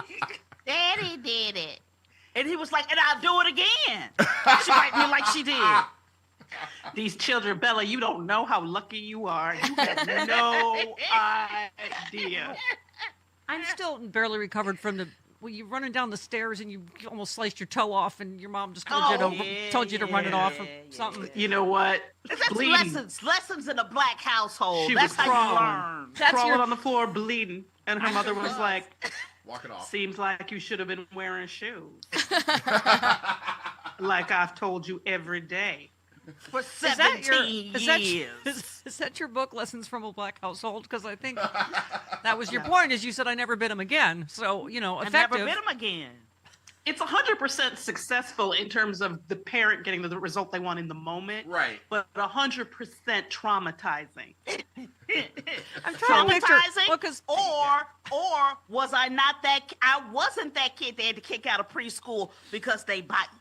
Because that's the one thing. I feel like there's another way to get there. I feel like there's another way to get there. Because you're tiny now, so I just picture a little tiny Francis, just like a little Pac-Man character. Well, so you were just a bitey little, yeah, bitey little. It's like thing. biting Hello Kitty. Right. Yeah, it's true. So now, Angela, your book is going to be watching my friends up their kids. Now, yes. Is that include Francis? Because I've met Thom, Francis's husband, who not that you're not nice, Francis, but he's literally the nicest human in the world. So I'm guessing you're bad cop in your household. Yeah. No, sometimes. But Thom, it's the thing about Old Man Green is he's an old black man. He's old. When I say old, I mean hickory stick old. Older than Francis. And I know you're like, how could he be older than Vegetable Cart? Sears Wish Book. He is. He's old like before they let Negroes read. He's really old. He's really old. So he don't like mess and he don't like messing around. So At any rate, you're endorsing the biting of children. What was the meme you read yesterday? You said, while frowned upon, it's not technically illegal to call a toddler a asshole. Yeah. Yeah. Right. I mean, Right. technically. Don't bite your children, please. Okay, Don't bite all your right. children. And don't call them a-holes either. That's probably not Don't the bite best your thing in the children. world. Even when they're being one. Yes. See, I can tell the story, but you don't have to reproduce the story, is the point. Okay. All right. Stephanie Miller Show does not condone any of this. No. Not a drop. We do not. I disassociate myself from all of that. In fact, I'm disassociating right now away from Francis's childhood. Okay. By the way, save this quote for you. Nadine said, "Shout out to the white women in California who put Mexican flag bumper stickers on their cars to bait ICE into profiling them. Yes. It worked. They keep getting pulled over and wasting ICE's time. Be the sand in the fascist machinery." Yes, use your white privilege. That's saying, don't go quietly. Annoy them to death. That's right. Yeah. Yeah, I know. I love that. I love that story because, we've had this discussion about putting black bodies in the way. And this is what you could tell little baby Goebbels, Pee Wee German, Stephen Miller was hoping for. That, this would be, that's why he's talking about old white hippies because they got in his way. He was hoping it would be black people.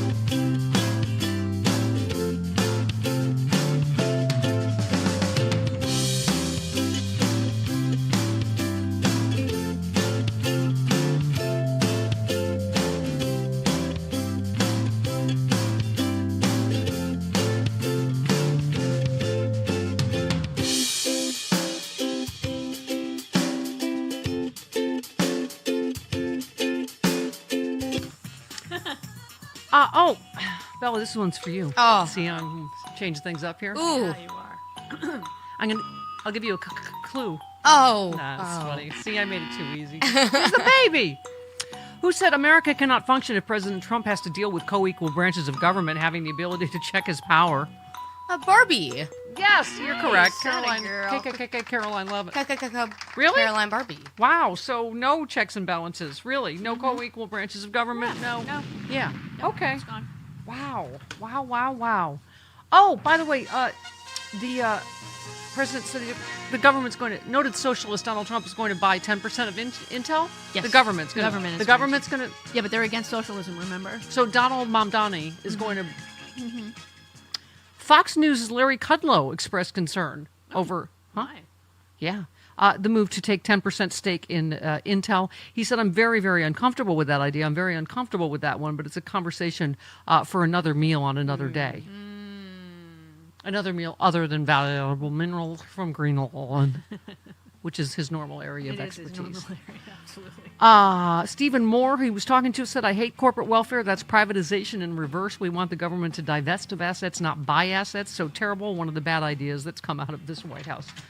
Just one of? All right. Politics Girl coming up in studio. Wee.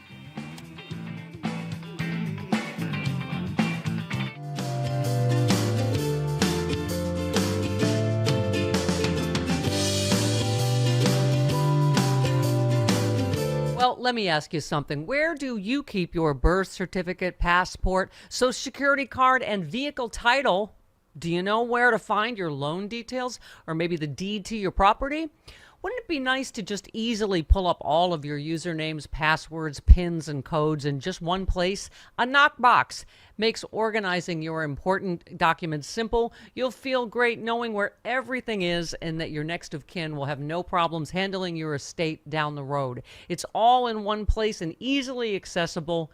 Each knockbox, that's Knockbox, it comes with a comprehensive checklist that ensures you can add everything they'll need to manage your estate when you're gone. From plans for your beloved pets. What's your vet's number? The login or details for your credit cards and subscriptions. If you've got a household, you need a knockbox, and you need to do it now, right? For Stephanie Miller listeners, you can get 16% off the knockbox of your choice. I mean, that is a deal. Just go to theknockbox.com. That's NOKBOX.com. Use the code Stephanie16. Once again, that code is Stephanie16 to get 16% off. Stay calm. Get organized today. That's theknockbox.com. Code is Stephanie16. I've been on Team Fight since I first got elected in 2018.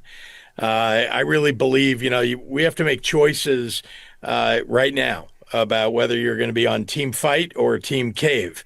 And the Republicans are using frankly, everything, whether it's cheating, breaking the law, trying to do things that I think are non-traditional.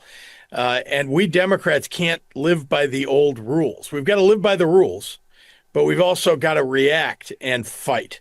And so when I think about what they're trying to do in Texas, and by the way, they're also trying to do it next door to me here in Missouri, next to Illinois, and other places. I think, historically that's, midstream redistricting was not something that we Democrats would do. But if they force us, we've got to put everything on the table. We've got to make decisions that maybe we wouldn't have made before. And so that's why I'm on the team here.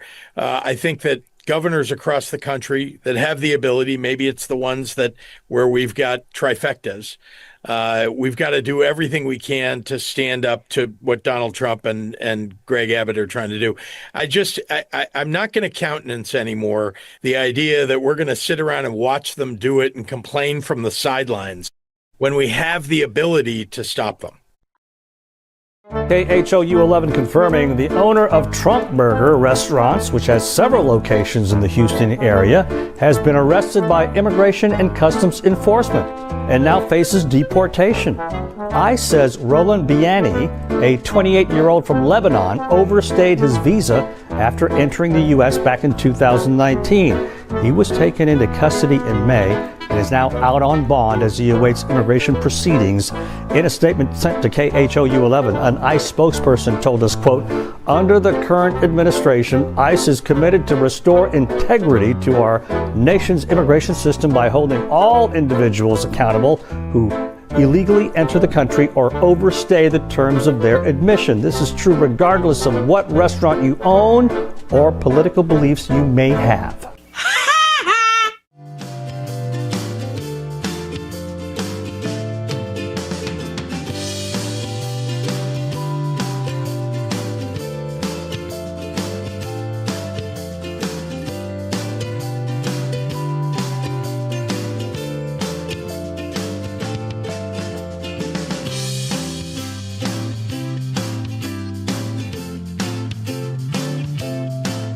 Of course, is a phony and a fraud and speaks today the exact opposite of everything how he spoke when he wrote that book some years ago. But he doesn't have Donald Trump's weird sort of charisma and hold on people. People can tell that he's putting on an act, that he's cosplaying as a Trumpite. So I find it as a Democrat very helpful that someone who has the charisma of cardboard is out there pushing the bill. Representative Brendan Boyle. Of the great Commonwealth of Pennsylvania. By the by, Chris Titus said, it's hard to wrap my mind around the evil, the fragile, broken-souled failure. A man that needs to lie, cheat, steal, rape, grift, bully is such a pathetic example of humanity that maybe it will push us to be better throughout history. Holes like Trump always lose, always. TikTok, mother. That is the sunny side, I gotta say. I hate to say this is in Happy Stack, but Guy Fawkes says he is dying of congestive heart failure. That's why the cankles. His heart can't pump the blood from his legs. He needs blood thinners. Thus, he's on diuretics. That's why all the makeup to cover the intravenous bruising on his swollen hand. I would assume the doctors have told him how serious his condition is. Have they given him a timeline? Is that why he's talking about heaven? By the way, I'm not a doctor, but I used to play one as a kid. Blah, blah, blah. I mean, it seems fairly obvious to anyone with eyes, right, that he is just a complete hot mess. Okay. Oh, did you see, by the way, when they were asking about have you been briefed on the FBI raid on John Bolton's house? And did you see, first of all, how he looked? He was like, "No, I don't know about it. I saw it on television this morning. I'm not a fan of John Bolton. He's sort of a low life." Okay, so you believe that, right? Sure. Yeah, he didn't know anything about it. Sure. It's quick coincidence that he just got in a Twitter fight with him last week and he absolutely. criticized his Russia policy. Okay, and then this morning's was he's going to prosecute Chris Christie for Bridgegate 10 years ago because Chris Christie said something mean to him. I think it's because we're basically full time in the petty bitch junction, aren't we? Come ride the crazy train called the Trump Express to the junction. Forget about your brains, there's no time for facts at the junction. Petty bitch. Lots of pervs, you bet, and even more when you get to the junction. Petty bitch junction. There's a little restaurant called the Cracker Barrel at the junction. Petty bitch junction. Just like its namesake, it is full of crackers at the junction. Petty bitch junction. New logo, that's it. Made 'em lose all their at the junction. Petty bitch junction. Nice. Oh, wow. Brilliant. That's a show that used to be on Petticoat Nevermind a Junction. long time ago. Oh. Petticoat Junction. I, Okay. yeah, I was unfamiliar. Yeah, it was on the TV machine a long time Oh, ago. the Yeah. TV machine? Yeah, it's You a have thing. to get It's up a- and change the channels. Was this then. before or after On Demand? Way before that. It was before Okay. HBO. So, oh, wow. Little Bella. Wow. We had to get up and change the channel in those days. So, yes, Trump said, "I'm not a fan of John Bolton. He's sort of a lowlife. He's not a smart guy, but he could be very unpatriotic. We're going to find out. I tell the group I don't want to know." Meaning, yeah, you knew nothing about this. But you just have to do what you have to do. I don't want to know about it. I just saw it on the TV. Okay. And then he walked away like Chester on Gunsmoke, just to throw in another reference of a TV show. Right. 11 billion years before Bella was You born. can watch Gunsmoke. It is available on some cable channels. Oh, Yeah.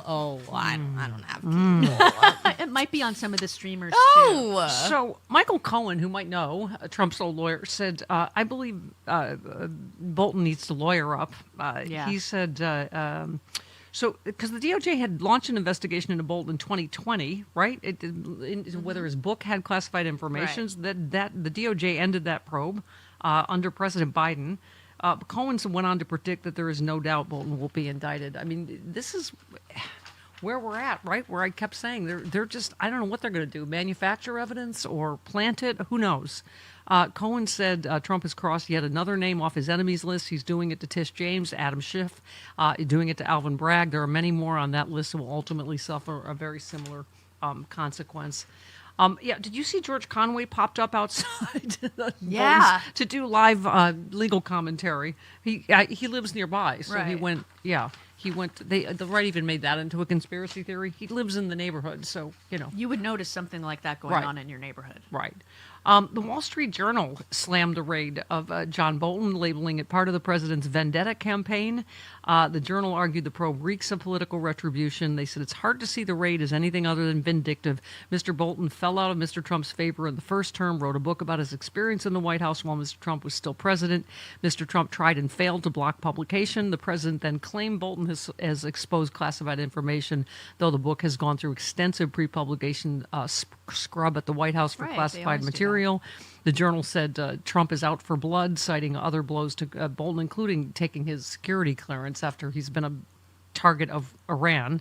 It's unlikely Mr. Bolton broke any laws on national secrets, and he certainly didn't share any with us over our long association with him, but perhaps Mr. Trump intends for the process itself to be punishment, even if there's ultimately no criminal charge. Mr. Bolton has to pay for legal counsel. His family has to endure the anxiety of being under federal government siege.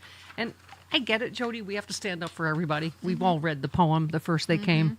But it's just like we were saying, okay, well, his book, his, blood money that he, his book money he can use, I guess, for lawyers' fees, because he could have saved us all. He could have been the person that that put Trump away in the first impeachment, before you even got to the second impeachment. Yep. but he decided to save it for a book.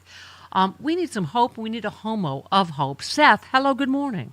You're on with the girls. Good morning, boomers and zoomer. Hey, I'm Gen X. Whatever. Leave me alone. I'm a millennial. Oh, Xer. Oh, that's true. 1981. How could I forget? Yes, right. So, yeah, I'm turning 69 on Saturday. So Ooh, that's my a fun memory's not number. that good. Wow. I know. You know what? When I was in sixth grade, I said, "Oh my God, when I'm 69, there'll be nobody to giggle with, because I won't know you guys." But I know you guys now, so there's always someone to giggle with. Remember the Beatles song so- When I'm 64? Oh, never thought you'd get there, Oh, right? My Ooh. generation. I have, I die a, before I have I a get birthday old, coming you up know? next month. Ooh, that'd be terrible if Yeah. I was When not 64 turning is 44. in the Go when ahead. 64 is in the rear view mirror, you really have to stop and pause and look, and then you look in the mirror and you go, "How did my dad get here?" I used to have great mirrors when I was younger. I don't know where they are, but regarding Trump, I don't know if it could be congenital heart failure because that's on the false premise that the man has a heart. True. So I think it has to be on something else. Some other organ? And, some other organ, yeah, some small one. I think that, you know what drives me nuts? No one's ever picked up on this.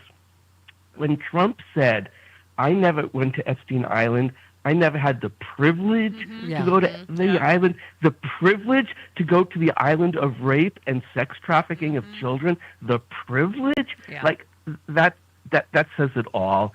And also, I just want to comment, on your prop that you started with. Yeah, the mailers from the Republicans about gerrymandering. The first one I threw out immediately. The second one, I did return to sender, and I think we should all return to sender it and just send them all back. I did throw it out, which is why there's coffee grounds all over it. But then I realized I needed it as a prop, so then I fished it back out to show you. But it's gonna be just like marriage equality, as we keep saying. They are gonna spend a ton of money. They're gonna try to confuse people. Our beloved JoJo from Jersey said, if the supposed leader of the free world is limping around like a bluey pinata after the 8th kid, hiding bruises under his pancake makeup, concealing swollen cankles behind emoluments violations, we have a right to know what the hell is going on. She wrote a piece called The Wizard of Ooze. Ooh. She's so clever. I mean, seriously, they were in overdrive about Biden. They still are. They still are. Right? And he looks great, and he sounds great. And yeah. Michael in Oakland. Hello, Mike. Hi there. So the fact that the government is taking a 10% interest in Intel, there's only one word for that. That's socialism. But it's a certain kind of socialism. It's the same kind of socialism that the Third Reich had. They own stakes in the Mercedes company, the Porsche company. That's where the Volkswagen comes from. Yep. When you look around and you still see it. Companies called like Krupp, Schindler, which still exists, and you see the name on elevators around. All of that was a hallmark of the Third Reich. It was basically right-wing socialism, the government partnering with business, but not really partnering, owning a big part. Yep. I mean, how many Nazi-like things before we're in full Nazism? Anybody? I think we passed. Do not pass go many times I've been ago. posting stuff, and a friend of mine that I went to high school with says, "Well, he hasn't killed anybody," and I'm like, "Well, COVID, but besides COVID, he hasn't killed 6 million Jews." I'm like, "It didn't start that way. Right, If it had right. started that way, people would have people woken have up." died during these ice raids. People, how long do you think before these internment camps and concentration camps? That's what I people are call gonna- them, and my friend is like, "That's not what they are." I'm like, "Yes, they are." Yeah, tuberculosis outbreaks. Mhm. They're not getting medical care. Yep. Like, how long do you think that a hurricane hits? I mean, yeah. Lincoln Project said it's been all the talk, Jody, on the social medias. They said it's been 14 days since Trump last golfed. That's your biggest barometer. There you go. Something is Wow. wrong, right? He's obviously weak and tired. What else aren't they telling us about his health? Andy Ostry said, "Dear media, remember how obsessed you were over Biden's health and mental acuity? It would be awesome if you do even one story questioning the health of the United States president." And granted, they'll lie about it. They lie about everything. She'll go, "Oh, yes, he's a handshaker." Okay. I love this one. Have you spoken to Vladimir Putin about the fact that a big U.S. factory was hit in an airstrike in Ukraine? Trump, I'm not happy about anything having to do with that war. I settled 7 wars. Actually, if you think about pre-wars, add 3 more, that'd be 10. What? Wow, we're up to 10. I think the things we're saying is a joke. He's counting. I think he's counting, Wakanda versus, what do you call it, Narnia. Mhm. That one. What else do we say? Atlantis and Krypton? Yeah, there you go. That's a good one. How did we get up to 10? I don't know. I thought 7 was the one no one knew about. Oh, that was the one, the Who's in Whoville against the Island of Misfit Toys. There you go. Yeah. Okay. Jody, who said, if you don't suppress the vote, Democrats win? Ross Geller. No. That was Trump. They're just saying it out loud now. If you don't suppress the vote, Democrats win. Right. Okay. Just, so we're clear. Richard in New York. Hello, Richard. Hello, Richard. Hello. Hi. Steffi, June 16th, my birthday, 2015. That scumbag came down the escalator. That's the day I found your show. Aw, thank you. And hi, Jody. Hi, Bella. Hello. I'm a little nervous, but Oh, don't be nervous. everything changed for me. And I'm mad at America that I got to call myself Richard Noggin on X. Do you guys know what that means? Yes. Richard Yes. Noggin. I Well, get it. It means head. Get it? Get it? Okay. Yeah, I mentioned this earlier. She mentioned it again. ICE is weaseling out of the cash buy bonuses they offered. Hey, maggots, there is no one he won't over. True. Okay. Trump, I gave Wes Moore a lot of money to fix his demolished bridge. I will now have to rethink that decision. No. Narrator, Trump had nothing to do with Baltimore Bridge money. It was passed in 24 as part of a CR. Biden signed into law.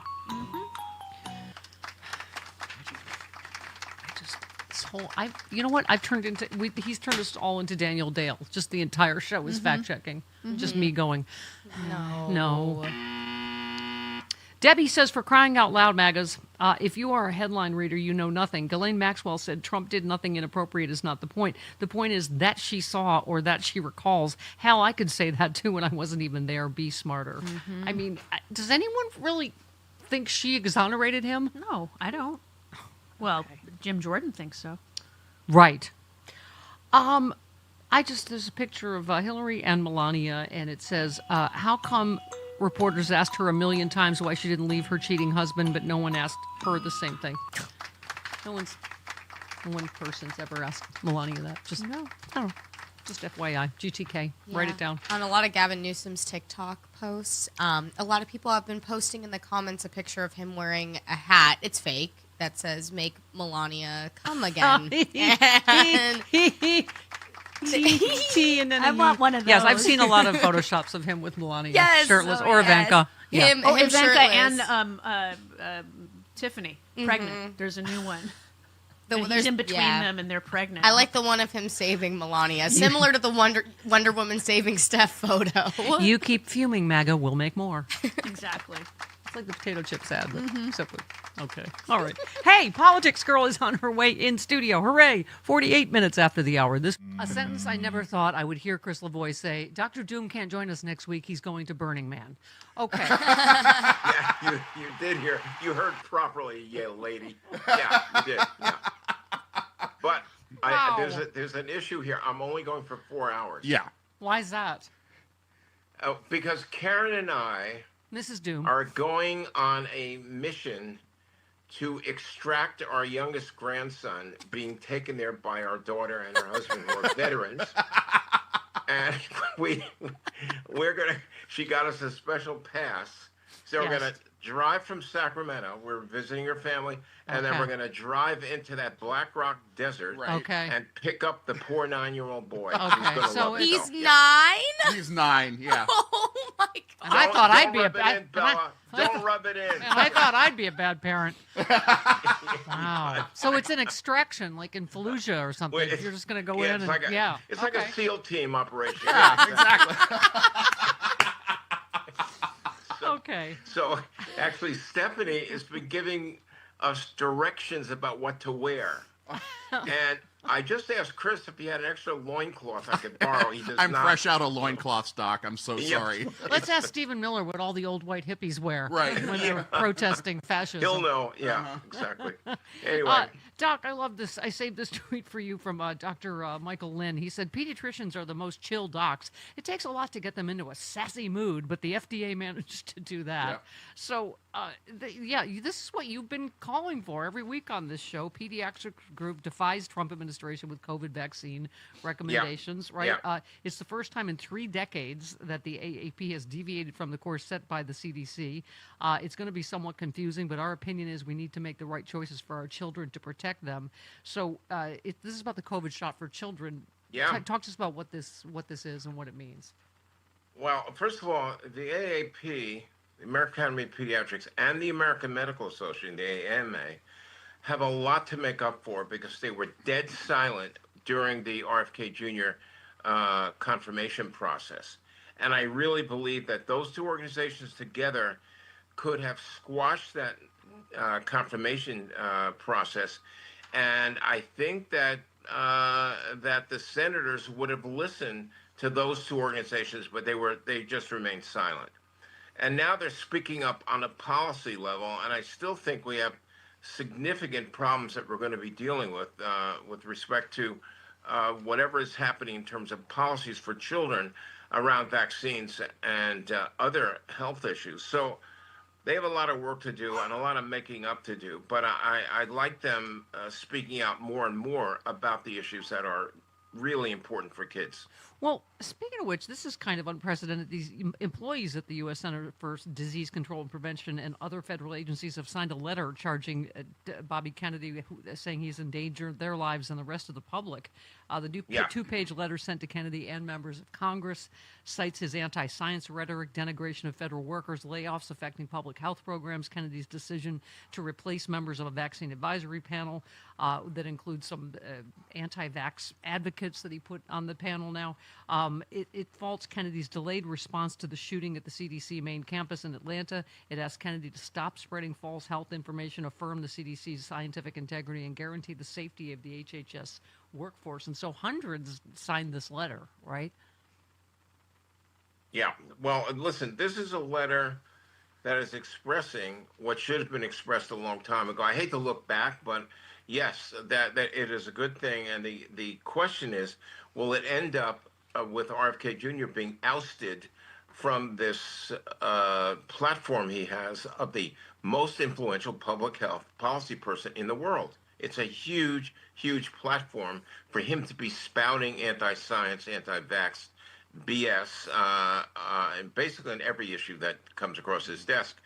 And look, I think at the end of the day, the letter is fine, and I would love to see some activism on the Republican side of Congress finally demanding that he either be forced to resign or be fired.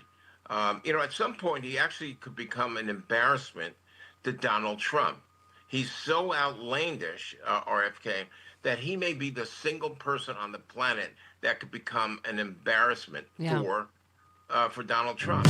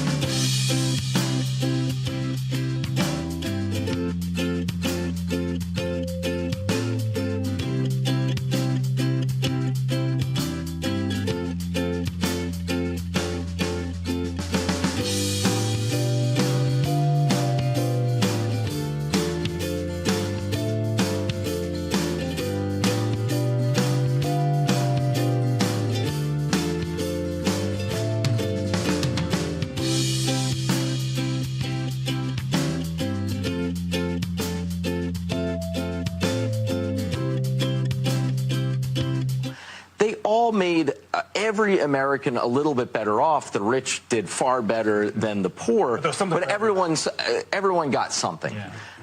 This is different. Poor Americans will actually be $1,200 a year worse off. $1,200 a year when you're only making $30,000 a year. I would also point out for the bottom 1/3 of American households, they will be losing money as a result of the big, beautiful bill for billionaires. You know, you can still get a deal on radioactive shrimp from Walmart, Jody. So that's the good news.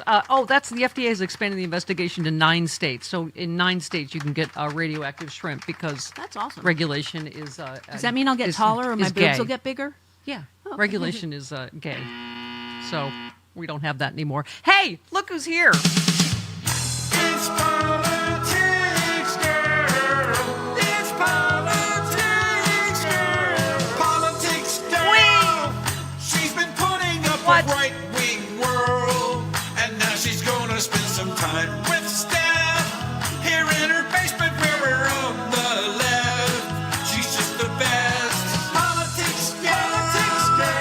Oh my God. Oh my God! Welcome to the Girls Club. Hello, Lee. Hi. Thank you for having me. Oh my God! I'm never gonna get over the fact that you have a little song for me. It makes me so thrilled every time. And it's Billy Joel. So you don't have that on CNN, and you have to put up with Scott Jennings. So, dude, that guy. Can I just say I live just for your facial expressions when he speaks? You know what? Growing up with my husband, that's how long we've been married. Growing up with my husband, he used to say to me, babe, you got to check your face. And I was like, what do you mean? He's like, everyone can tell what you're thinking. And I'm like, yeah, no, I can't. You can tell from my face exactly what I'm thinking at all times. Yeah. I would be a terrible politician. My face would just be like, oh, yeah. You do not just the face, but the what now? Like the neck whip whenever he talks. Obviously a little more obvious because I have the giant ponytail. Exactly. So some whiplash happening. Because you live here in LA, so we were so excited when you said you would come in studio. Yeah, for sure. Yeah, we don't. And look at us, we're all Girls Club. We're all. Who won the world this week? Chris is on vacation. We're just gonna swing tampons around like nunchucks. Listen, whatever we can do. I mean, we're losing the country, so women need to win this show at the very least. Right. We're fighting back against the patriarchy. Oh my correct? God. Yeah. Exactly. It's a never-ending attack. So we have so much to talk about. The redistricting out here in California, since you're from here, this, what do you call it? The Ghislaine Maxwell, what was it? Is it an interview? Not really. Not is really. it? Yeah. Unsolicited testimonial? There you go. For what a great president Donald Trump is? You bought that, no? Oh, yeah. I mean, like, what else is there to say about the only man that can let you out of jail?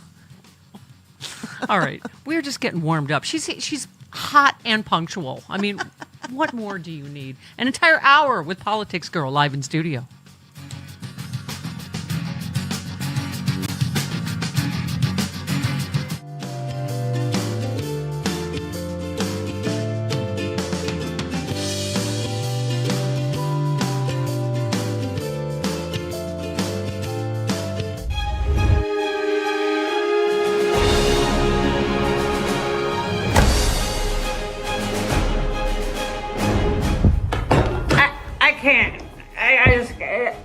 I can't. I don't know what. I don't.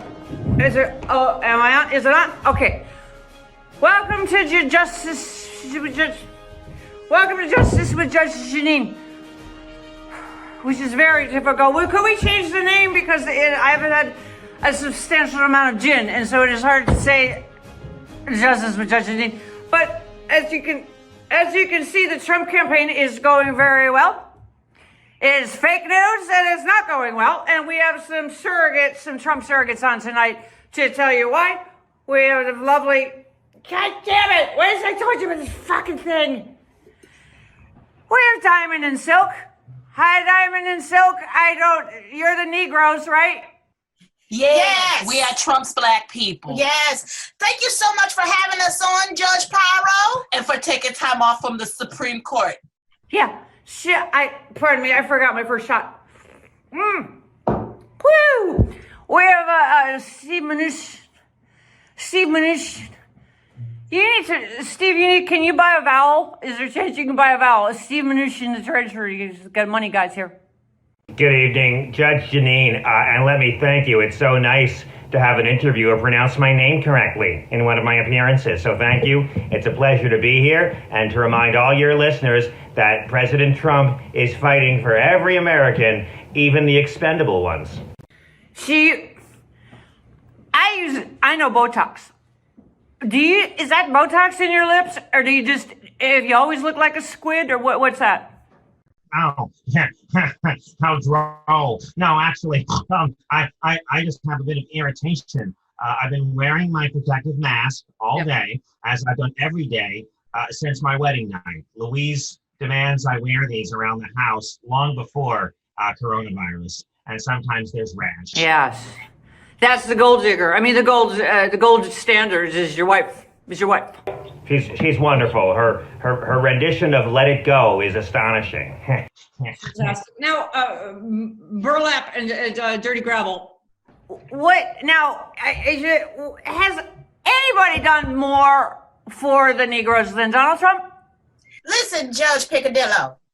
No one has, okay? Not Jesus. No. Not even Kanye West. No. Trump is like everything. Yes. You know, if we could lick him, we would. We would. I mean, I would just be like, Lord.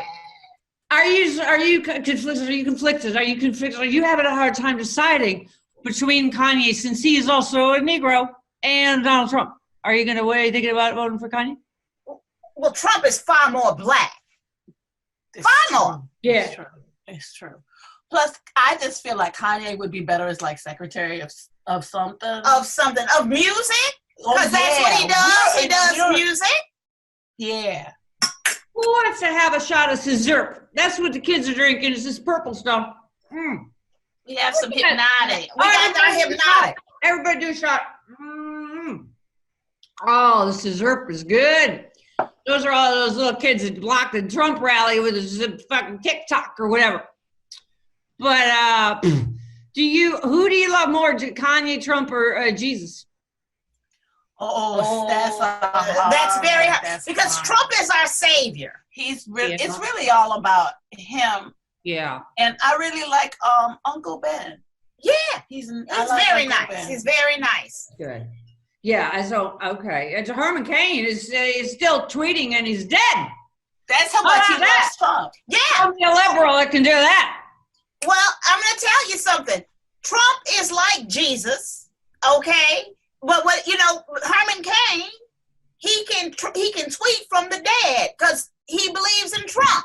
Mm-hmm. It's like Trump reanimated his thumb. When you're righteous. Death can't stop you. That's right. That's why the Republican Party exists. Because Mitch McConnell died like 6 years ago, I think. Yeah, but he's still running the Senate. Steve Mnuchin. Can we go? Yes, hello. Can we go touch the money? Like you and your wife did, can we go touch the money?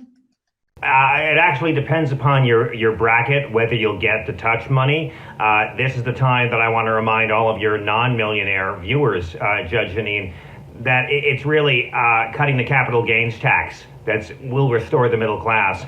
And I say that even if you're not a worthwhile producer to this economy, it's very important to remember I come to you as someone who has foreclosed on hundreds of thousands of American families. So I think I'm pretty in touch with what pain looks like. And during these uncertain times, it's important we remember that Donald Trump is there so you won't have to pay your payroll tax this quarter. Judge Janine, are you all? Yeah, sorry. I couldn't really follow what you were saying, but I think that lovely. My wife did something similar on our wedding night. Zirconium and Naugahyde, you like to go touch some money, right? Because Negroes like the free money and stuff, right? You want to go? You want to go to the Treasury? Let's go. Let's do some shots. Yes, we would love to go, Judge Picadillo. We would love. I'm happy to bring you all on a taxpayer-funded private jet anytime to touch the money.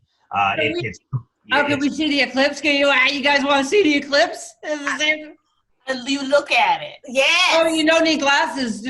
Trump showed us you don't need glasses. Just look right into it. That's fake news. This is like, yeah. So what? Let me ask you something. What's your favorite drink? What's everybody's favorite drink? I like a Trump tickle my toes. It's That's a drink special. we made up. We made it up. Where you pour, well, it's really, there's nothing really in it. So it doesn't really satisfy you, and it's not really but it's like you just say Trump as you like air drink. Yeah. And it fills you up. That's a good. What about you, Stevenson? This stupid thing is there's too many things on it. Stevenson. Due to a peculiar clause in my employment contract, the only beverages I can enjoy are the blood of newborns.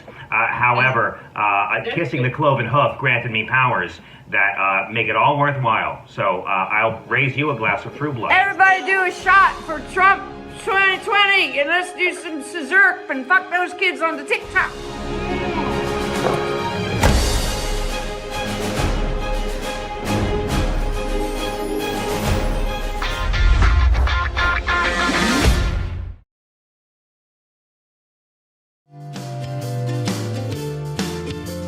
Enforcement and not simply allow Donald Trump to play games with the lives of the American people as part of his effort to manufacture a crisis and create a distraction because he's deeply unpopular. The one big ugly bill is deeply unpopular. Ripping health care away from millions of Americans is unpopular.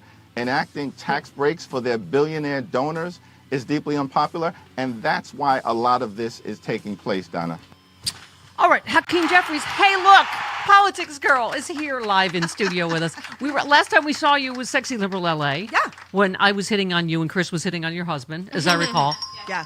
Yeah. Solid choices. Hot, Solid hot, choices. hot. And now we've been talking about you've got a hot son. I do have a hot son. It's crazy. Yeah. He's 17, but he turned out real cute. Aw, and you're on college tours. We are. Yeah. We're on college tours all over the country, which is, a bit of a trip right now because we're not sure if there's going to be any financial aid left under this Right. administration. And we're not sure how they're going to even do this. I mean, I guess in this administration, he's a white, straight man. So I guess he'll probably get accepted everywhere for no reason. He could have negative test scores and get into Yale. I'm not sure what's going to happen. It is really hard because there's a lot of schools he wants to go to, but if they get rid of things like FAFSA, we can't afford that. And he decided for your 50th birthday to get you an appendectomy for himself. That was what he you got spent. himself. He gave me an appendix in Michigan for my 50th birthday. Yeah, no, we were ready to celebrate my birthday, but Locke's appendix had completely different ideas. But I have to say, if your child is going to have a emergency surgery, Michigan is the state to do it. It's got the number 7 hospital in the country. Oh, fantastic. Yeah, we were like, well, if you're going to do it, do it here. Well done, child. If I feel one of my internal organs starting to go, I would be just sure get to book yourself a on trip. a frickin' plane to Ann Arbor. So we obviously have been talking. I saved this as a prop for today. Did you get this? The day Gavin Newsom signed the redistricting thing. This is how well funded and organized they are. This is to vote against what Gavin Newsom is trying to do. I mean, this is, like I was saying, exactly what they did with marriage equality here. They try to confuse people. It's a hugely funded right-wing, they're like, end independent maps, silence voter voices, open the door to gerrymandering, set a dangerous precedent, blah, blah, blah. Yeah, no, they've already said they're going to spend $200 million on negative attack ads against this. And if you consider redistricting, like, Newsom's only doing this to finally fight fire with fire. Like, we have been complaining for years about Democrats, bringing a knife to a gunfight, right? And all of a sudden, Gavin's like, okay, listen, if you're going to redistrict between the two times you're supposed to do it in Texas for 5 seats, then I'm going to counter that with my state because I'm allowed to do it. I'm not doing every state in every district in California. I could make all, 52, 53, whatever it is now. Districts Democratic. We could draw them ourselves. We could do it through the legislature. But they're not doing that. They're doing it in the most democratic way possible. They're doing it through the legislature, then through the voters. Then if we have it, it will be redistricted. You look at something like Texas, which is all he was responding to. Right. They didn't ask the voters. They don't Right. care. And And this yet is, here as we you got say- this giant, ad campaign being like, oh my gosh, all the anti-democratic actions are coming from the Democrats. You're Right. like, oh my this Lord. is not, and this is not permanent, as you said. This Yes, is, 3 cycles. That's it. And the way to end gerrymandering is to get enough Democrats in, because last time we put this up for vote, every Democrat voted for it, every Republican voted against it. We've done it twice. We did it in 2017, and then we did it again in 2021, where we tried to make, and I say by we, I mean the Democrats, voted to make gerrymandering illegal, because it should be illegal. Right. No person should be able to choose their own voters. So the plan, Newsom's plan already has more support than opposition. Many voters, though, were undecided. So we got work ahead of us to get people, make sure to get people out to vote, to get registered, because this is a big deal. Yeah, and the National League of Women Voters need to get on board. I don't know what they are doing. Yeah. Ladies. Yeah. We and are already under Schwarzenegger. attack all over the country. I understand Schwarzenegger because he came up with the independent redistricting when he was governor. So he's personally affected. But the point is that we'll go back to that. Yeah. No one should have gerrymandering. His time has That's passed. the point. He ran out of movie catchphrases, and we were done with him. And he's starting to say, hasta la vista, great Davis, going to terminate the deficit, things of this nature. And everyone's like, ha ha, because of the movies he was in. And then that got old after, like, I don't know, a week maybe? Yeah, I guess. I mean, the catchphrases can get old just straight up. Right.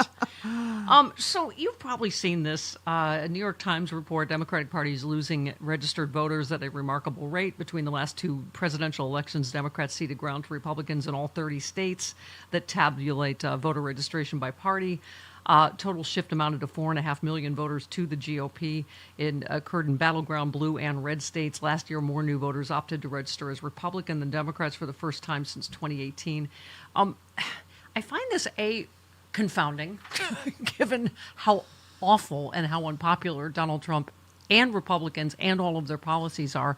But I was saying last hour that I don't know whether it's just this relentless both sides do it coverage that we're used to from the media, that Donald Trump has made people just so sick of politics in general. Like, what is your take on that? I think the Democrats need a complete revamp of their leadership. I mean, you played Hakeem at the beginning of this. Like, nothing about what he said is wrong, and everything about what he said is boring. Yeah. He is not a dynamic leader.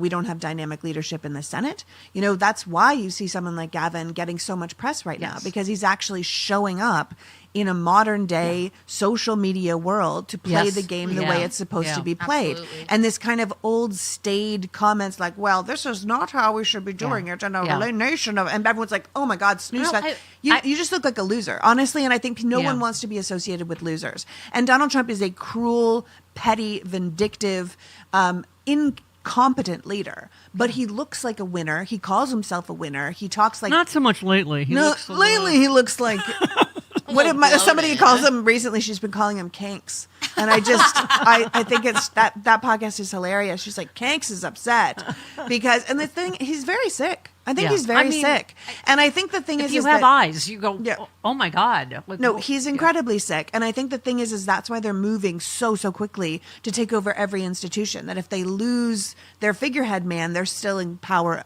right across the board. Yeah. And that goes back to that gerrymandering thing too, which is why we need fighters. And I agree with you. I think it's not where you are on the spectrum. It's fighters or folders. Yeah. And Newsom, Jasmine Crockett, Mandami. I mean, I think there's an energy, and it doesn't necessarily have to do with age. I mean, I was saying, I agree same about Chuck Schumer. I think he's a good man. He's a good senator. Sure. He's just not the man for the moment now. I always say that, like, look, if politics used to be a war of words, and then it became, a boxing match. It's now like UFC cage fighting. Yeah. And if you are not willing to take a roundhouse kick to the head or get one back, because that's what the other side's doing. You can't be like, those aren't the rules of boxing. You're like, it doesn't matter. If the ref isn't calling it, then you have to change what you're doing. That's what Beto O'Rourke said. He said, there's no refs anymore. The other side's punching us in the face, and we're looking We're at like, the crowd "That's going, not look what they're fair." doing. Like, rather than just punching back. You have to. They said they're not calling any fouls anymore. Oh my gosh, So- you see those Mondami ads? He just did a scavenger hunt around New York on Sunday. Yeah. And I saw. Yeah. Yeah, and it was like great to get people involved, to get people out and get to know their districts and, just move around the city. But he announced it with people handing him bags of chips, right? After what just happened with Eric Adams taking a bribe in a chip bag. Like the guy's on top of it with social media. So are the people that are running Newsom's campaign. Right. You can see when young people get involved, and that's what we need, more young people to get involved. And Yeah. these guys are running these social media campaigns like they're in it to win I it. pay attention to what breaks Bella's Gen Z stare. Because there's things that break through. Yeah. Yes. Well, that's a legit thing, Jen. Yeah. It's a legit thing. Oh, no, You're it like, this is exists. the most boring thing I've ever seen in my It life, is, and I that- can't take yeah, it. and that's why the Gavin Newsom campaign and everything he's doing right now, as you said, is effective. It's getting our attention. It's getting the attention of people on TikTok. Yeah. You know how rare that is? Very to rare. get younger Gen Z who are going to vote in the next election to actually care. Right. It's crazy. It's funny, it's smart, and it's also rapid response. Like he just immediately respond, and just with a, like we were saying, like a thing like triggered or sad, just like, you know, he is mocking Donald Trump and driving him and MAGA insane, which is why it's so And effective. the lack of awareness of MAGA and the Fox News people and this kind of thing is just unbelievable. They're like, this is unbecoming for a leader to be writing in all caps and calling himself the world's favorite governor. You're like, have you ever read a tweet from our president? Like, this is ludicrous that you have no self-awareness at all. Yeah. So, speaking of your CNN gig, CNN legal analyst Ellie Honig expressed serious skepticism over claims made by Ghislaine Maxwell. We needed a lawyer to to tell us that that was a load of... I mean, that would... I keep saying, can't they make the cover-up less laughable? I mean, seriously? She had to go, he's a perfect gentleman. He's become a great president. You're like, oh my God, really? Yeah, I mean, but literally, like, who are we talking about? I mean, this is a man that's like, well, Puff Daddy used to be really nice to me. Then when I ran for the election, he wasn't so nice to me. But also, maybe he'll be nice to me again, so I might pardon him. You're like, what? Like, everything comes down to that. I did a CNN episode about this with Ellie, and they were doing this great little... They're doing a try me thing for Friday afternoons on CNN, you know, in the Food Network area. So like someone's cooking, we're having some chats. I actually loved it. And Ellie was on it, and we were talking about like how absurd this whole Ghislaine Maxwell thing is, because she's just as much a criminal as Epstein was. Yeah. If not more so, because she used her femininity to trick these girls into believing it. And I think those are some of the worst people. When I was growing up in Canada, there was a terrible, terrible serial killer and torturer of young girls. And it had only worked because he had worked with his wife. And she was the one that pulled them all in. I told a similar story. My childhood best friend was killed by a serial killer here in America. Christopher Wilder? They made a movie out of it. And the reason, he was a modeling photographer. My friend had been a Orange Bowl princess and a model and all that stuff. So she was they've actually never found her, but she was the first one to go missing. But how he got a girl to work with him and went into malls and told girls, you could be a model, come with me. And, she had Stockholm syndrome. He eventually let her go. But yeah, absolutely. Yeah. It's like there's a hotter place in hell for women that help, men harm other women. Yeah. It's really disgusting. And so the fact that we've already moved her to a lower security prison, now she's doing work release. Now if she doesn't end up with a pardon, I'll be shocked to hell. But it's disgusting. And the thing is, they're like, well, we talked to her and she said he wasn't involved. You're like, maybe talk to the victims. Yeah. You have over 30 victims. Go talk to them. September 3rd, they're doing a press conference, the victims, which because I'm like, really? Ghislaine Maxwell's the only woman? The rapist is the only one you believe in this. I mean, also, Ellie said in this transcript, Ghislaine Maxwell provides simply a bizarre worldview wherein almost no one did anything wrong. She doesn't even actually implicate Jeffrey Epstein. He went on, she basically says in the transcript, says she doesn't have any knowledge of Epstein's alleged crimes, also maintains that she herself is absolutely 100% innocent. Yeah. So what are we pardoning her for? She's this completely innocent person that just happened to be around all these childhood rape victims for decades. Right. She also said Trump was always very cordial and very kind. Hitler liked puppies, I understand. And made a point to note her admiration for, quote, his extraordinary achievement in becoming president. I just think I'm gonna barf. I said I did this wrong. I had Rachel Maddow and Lily Tomlin and Rob Reiner blurb my book. I should have had all child rapists vouch for me, because apparently that's because the child rapist says he's fantastic. He said even if a juror was to take in everything in this transcript is true, there would be no one else to charge or convict of anything. Yet another reason why I'm just not buying this. Yeah. I mean, look, people aren't wrong. This is the thing that upsets me so much, is that these people have got me agreeing with the Pizzagate people, right? That there is some sort of weird cabal of super rich people who rape children and control the world. I'm like, you got me tinfoil hatted up. Like, this is what these people have done to me, because clearly there is a cabal cabal of super rich, important people Yeah. who take advantage of children and rape children and traffic children. And we're watching in real time as those people pardon each other, get Right. away with it, hide each other. And it's sickening. And for regular Americans and regular people in this world that think that probably the worst thing you could do is to Yeah. rape a child, Yeah. what are we even doing here? Well, all of us either have kids or were a kid. So it seems I like would this say is that's a fair amount of us. Yeah. It's the most easily understandable. Now we get to the part of the show. What does Joe Rogan think? Because that's where we are in America. Mostly it's important what Joe Rogan thinks. He threw cold water on Trump's repeated claims the Epstein controversy is a hoax. He said, well, it's certainly not a hoax if you go to jail. He said, certainly not a hoax if Ghislaine Maxwell's in jail, too. She's in jail for sex trafficking. And he said, the question is who? You have to be sex trafficking someone in order to go to jail, right? So how's that work? She's been in jail for years. How does that work? I mean, it's amazing to me they keep making it worse. They release these what was it, 3% of what they released Friday was anything new. Like, they're so clearly covering up and slow walking and trying to drib and drab this. It's this embarrassing. ridiculous- It should feel embarrassing. You see Pam being like, I got these files on my desk. I can't wait to go through these files. All these people are going down. Don't actually have any files. Files don't exist. What We now? will release the files slightly redacted. Actually, now no one that you know is on the list except probably some Democrats. And we'll get back. And you're like, oh, I can't.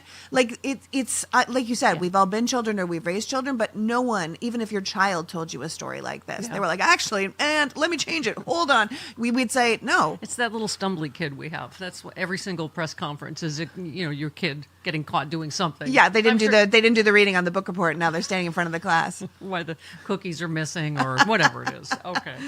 21 minutes after. Yes, we have it. Yes, it's this. No? Oh, all right. 21 minutes after the hour. I think you're just jealous that I had front row seats at the Chuckle Hut for Stephen Miller's performance. I can't imagine him doing comedy. Oh my god. Well, that was not what that was. He was not doing stand-up comedy there. No. I mean, and also, of course, as always, Carl, the implication was racist, right? Yeah. Like that no white people live in D.C. Because he's like, oh, these people came in from somewhere. It's like, no, the polling goes across every demographic that you D.C. residents want people out, want the federal government out, right?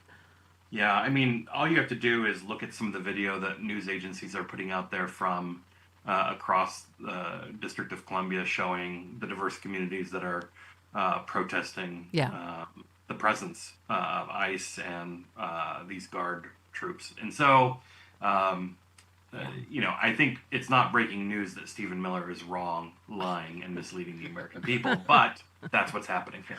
Well, yeah. So I loved it. By the way, I'm going to say this has got to be it's got to be Steph Head, the guy that yelled, "Are you going to a couch buddy at JD Vance?" I don't know which heckler that was, Carl, but I'm going to take credit for him. Let's see. Oh, he various shouted insults could be heard, including couch and fascist scum.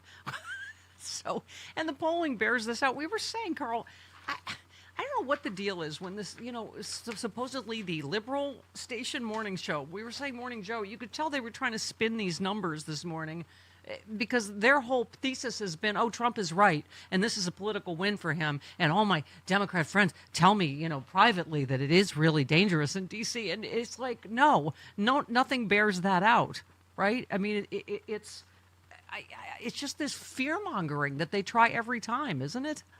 Yeah, and nobody's saying that we don't want safe communities. Right. Right. I think what people are saying is what's happening here is not an effort to create safety. What's happening here is an effort to sow dissension and create fear. Yeah. If this was really about safety, there are, I think, 29 other cities that the Trump administration could be putting this presence in. Let me just say, and it's not just violent. Right. I mean, it's not just Morning Joe, but all the pundits that are like, oh, this is a great political win. This is a great idea politically. It's very popular. Even my Democratic friends tell me, it's like, no, 80% across every demographic in D.C. does not want this and sees it as overreach and fascism. Yeah. What they're really doing is trying to soften the ground so that they can do this elsewhere. Thank you. And the American people will be used to it by then.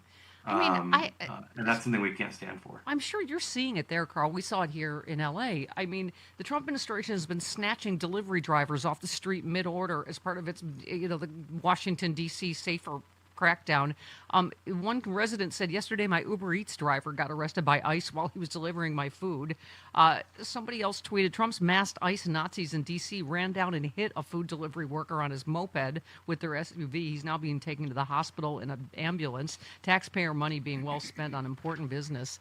I mean, and as a lot of people have said, even South Park did it, right, Chris? Where it's all a TV show because they're around the monuments, which are a very low crime areas, but of course you see on TV, this was South Park, like every monument you went to, there's just ICE and police and troops, right?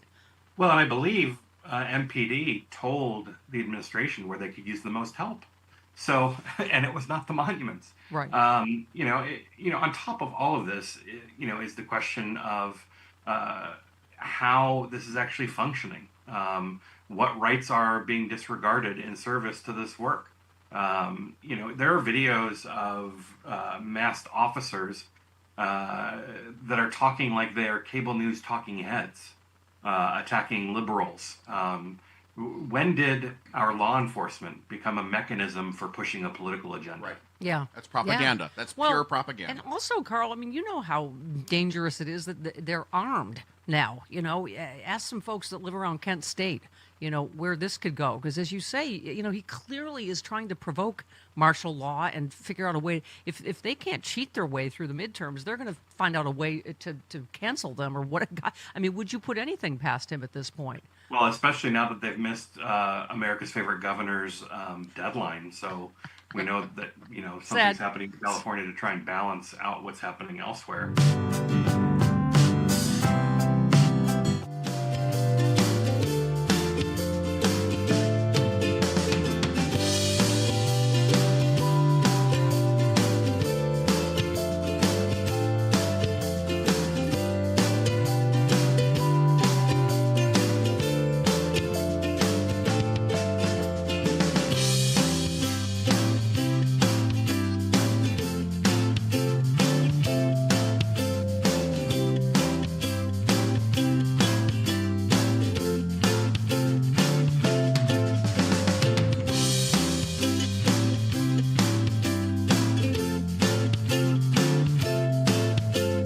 Politics girl, lucky you. Hi, Kevin. Yes, hi. I'm literally at the Panorama. Thank you for coming to me. I hope the people behind me don't get mad, but it's worth it to get yelled at to talk to politics girl. Hi, Kevin. Hi. You're the only blonde pundit that my African American extended family text chain sent regularly for information. Thank God. That actually means something to me, Kevin. Thank you so much. So thank you for all that you do. And Stephanie, thank you. Because of you, I knew of Dwayne Kirshner, went to his Justice Matters show Saturday with a whole lot of great people who knew who I am, and it couldn't have been done without you. I like the whole cinematic universe, liberal universe that you're responsible for, including her. Yeah, Just well, thank you for Politics what you do. Girl joined the sexy liberal Stephanie Miller cinematic universe and made it 11 billion times hotter just by her presence. She wore some wide leg jeans, Kevin. She wore some wide leg jeans. Oh, now you see, usually it's just a sandwich between you and Jody. Now it's, I don't know what, your double-decker, triple-decker? Thank you. Jody says she can't get both of them on camera because I think it would just, the hotness, the sexy streams would cross. The camera. It would it's just too much. Open I'll a worm. take it, man. I'll take it. Open a sexy wormhole in the universe. It's just not good. It's not good. All right, so we were talking about the news cycles. We are at the taking over Chicago and now taking over Boston, possibly. Just in case the acting ICE director said the federal law enforcement agency will flood the zone with immigration agents in Boston after the mayor there fired back at Trump's administration.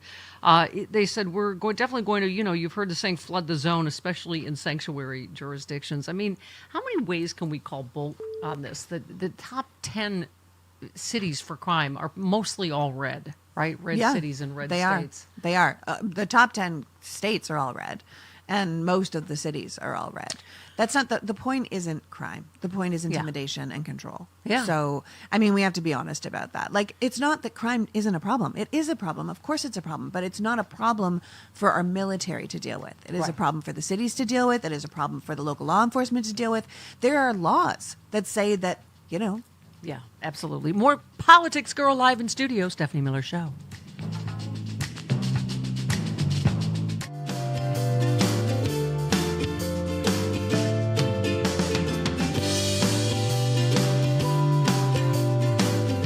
Well, let me ask you something. Where do you keep your birth certificate, passport, social security card, and vehicle title?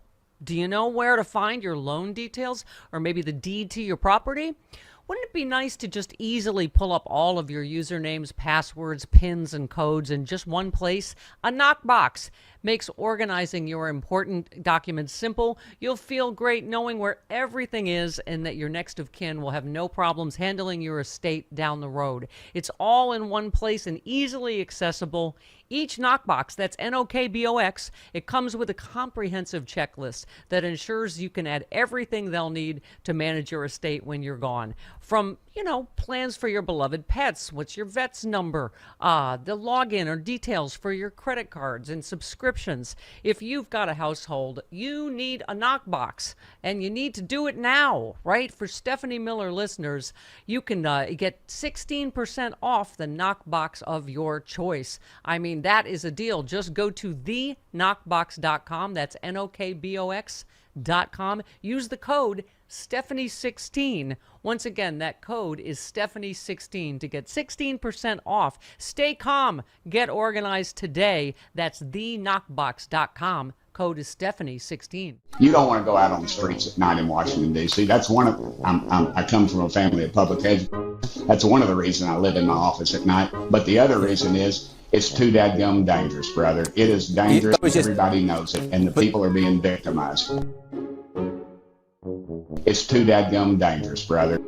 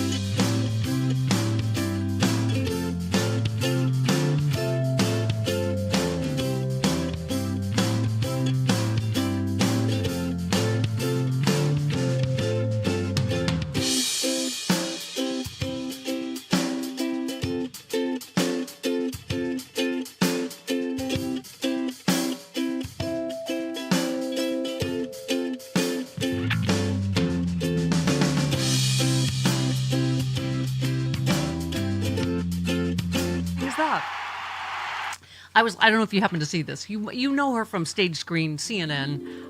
I just love this. Ted Cruz gets played off Fox News by hilariously loud background music. I just thought, didn't see that. This is what we need to do electorally in America to the entire party. Yeah, right? well, Ted Cruz is a full-time podcaster now, so I'm not exactly sure what he's doing.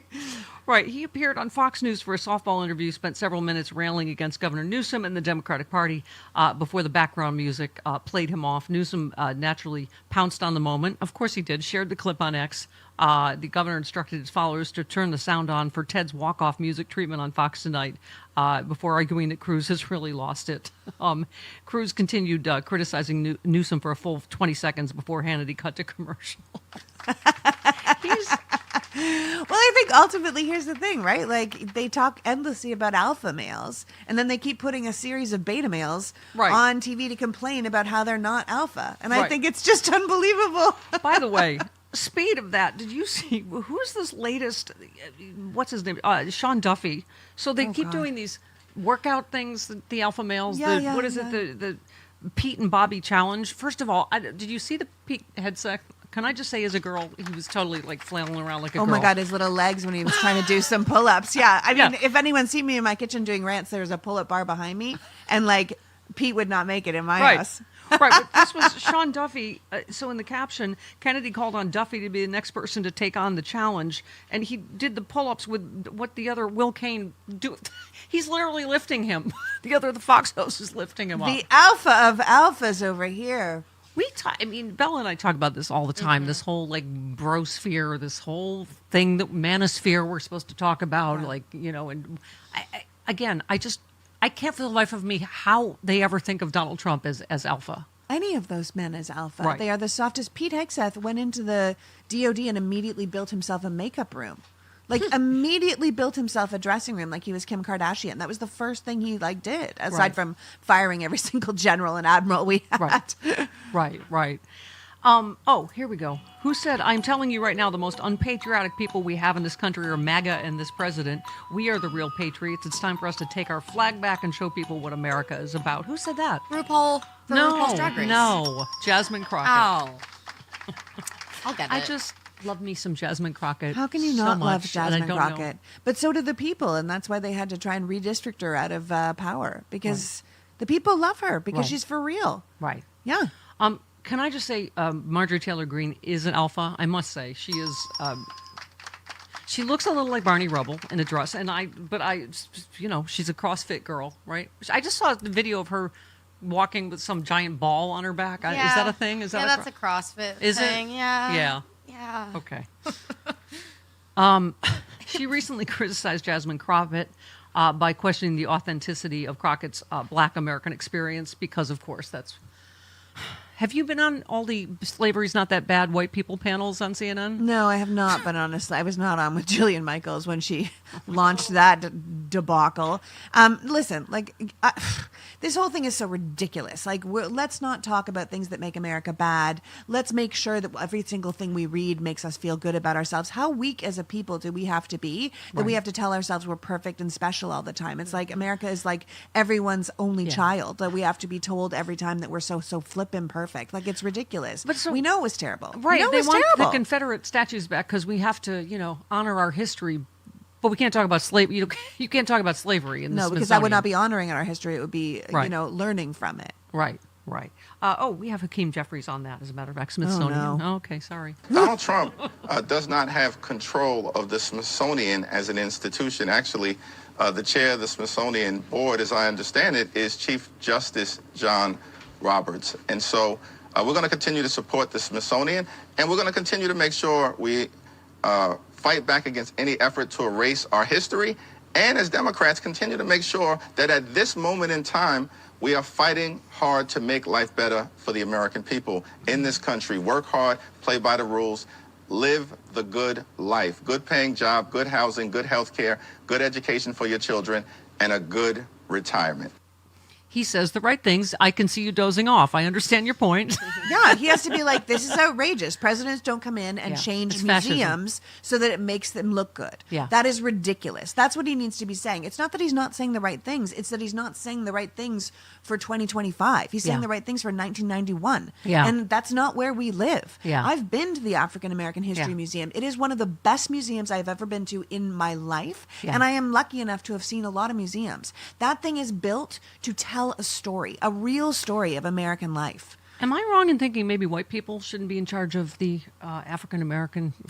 It's just everything. Like, I can't remember who just said about getting rid of Anne Frank's diary. I'm like, that feels like you're about to do some really Nazi if you want to. Yeah, right? Florida disbanded Anne Frank's. Right. Yeah, Oh the my diary of Anne Frank. God. Yeah. Oh my God. Where was I? Oh, Marjorie Taylor Greene. Here we go. Yes, she said of Jasmine Crockett, she claims to be, from her people. She puts on this image that she understands the Black American struggle. Yeah, how dare she? How dare Jasmine Crockett? She said, but let's face it, the girl went to private school. I don't know, she went to what college and law school. She's a complete fake.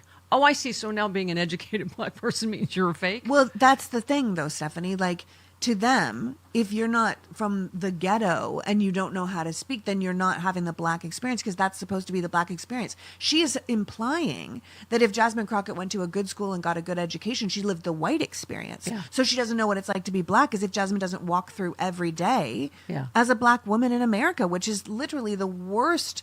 We treat them the worst of everybody. Yeah. Jasmine knows exactly what she's talking about, and that's what scares them. She went on to say she's as fake as her eyelashes. Oh, God, God. They're so Mean Girls burn book over there. She's as fake as her hair. She's as fake as her fingernails. She's such a massive fraud.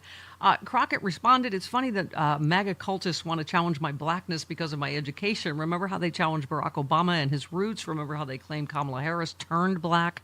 She said, y'all are a joke. Walk a day in my shoes where your white supremacist friends send me hateful emails, death threats, DMs, and posts, and then you can tell me if I'm truly living the Black experience in this country. Until then, mind your business. She reprinted, tweets, of course, someone calling her the N-word and on and Constantly. on. Yeah. I don't know how Black people go through this country and don't have to deal with that. Yeah. It's astounding how disgusting these comments are. But listen, Marjorie's never going to get over that bad built butch body, whatever Bad. she said. I mean, I don't know how Jasmine even did that so fast. But Marjorie thought she'd nailed her with the eyelashes. You know what's interesting, though? It's the same as this redistricting. Texas is cheating. Gavin Newsom is responding. That, bad-built butch body, she was responding to Marjorie Taylor Greene's completely, lowbrow attacks on her looks. She was responding. This is Democrats punching back. And then that's- people are like, yeah. how outrageous. You're like, Right. it's not outrageous. It's entirely vindicated for the rest of us that are like, please punch them back. We're sick of being bullied. Right. Eventually you have to stand up to the bully, and then we blame the people that do. Right. Bella, who called Caroline Leavitt belligerent, condescending, and aggressively stupid? Her chief achievement is that she doesn't actually speak English. She called Hitler Hilter. She has repeatedly mispronounced Trump's name. Who said that? Oh, SpongeBob, maybe. No, that was Keith Olbermann. Oh. She is aggressively stupid. They're not just stupid. They're really... Well, I mean, you can't be that brilliant and then lie that much. Yes. You have to be able to believe the lies. It kind of George Costanza's it. If you believe it, it's not a lie. Right. So you can't get someone too clever to be lying that much. Otherwise, they'd really have a cognitive dissonance. Yeah. He said Leavitt clearly stopped learning around the 6th or 7th grade because she became convinced at that point she knew everything. She pronounced, you're going to hate this, because she mispronounced pundit as pundit. That's Chris's favorite. In May, during an interview on Hannity, she had trouble with the word apprenticeships. She called it, they're actual ships. They're apprenticeships, something. Yeah. Well, then she's perfect for this administration. Yeah. Her boss can't speak either, so it's all, keep it in the family. I mean, someone just tweeted, this is the stupidest administration ever, voted into office by stupid people for the stupidest reasons, But right? this is exactly how authoritarianism works, right? You don't hire people for their skills. You don't hire people to tell you the truth. You hire people that will say, yes, I will. Of course, I won't question that. Yes, let's do it. This is exactly how it works. You end up with incompetent people everywhere. Yeah. That's how it works. Yeah. Otherwise, it wouldn't work. Someone would say, this is wrong. Jay in Spokane, you're on with Politics Girl. Hey, Jay. Hey, good morning. How are you? Good. Go ahead. I just wanted to remind everybody of another individual in our history that did amazing things for the country that never seems to be mentioned anymore, and that's Bella Abzug. Yeah. Yeah. She did. We got to bring that feminism back since we're kind of full on in The Handmaid's Tale, don't we? Yeah, without a doubt. Yeah. I mean, listen, women were held back for a really long time. People forget we haven't had that many rights for that long. Yeah. I'm probably one of the only generations that it happened in my lifetime and was taken away in my lifetime, you know?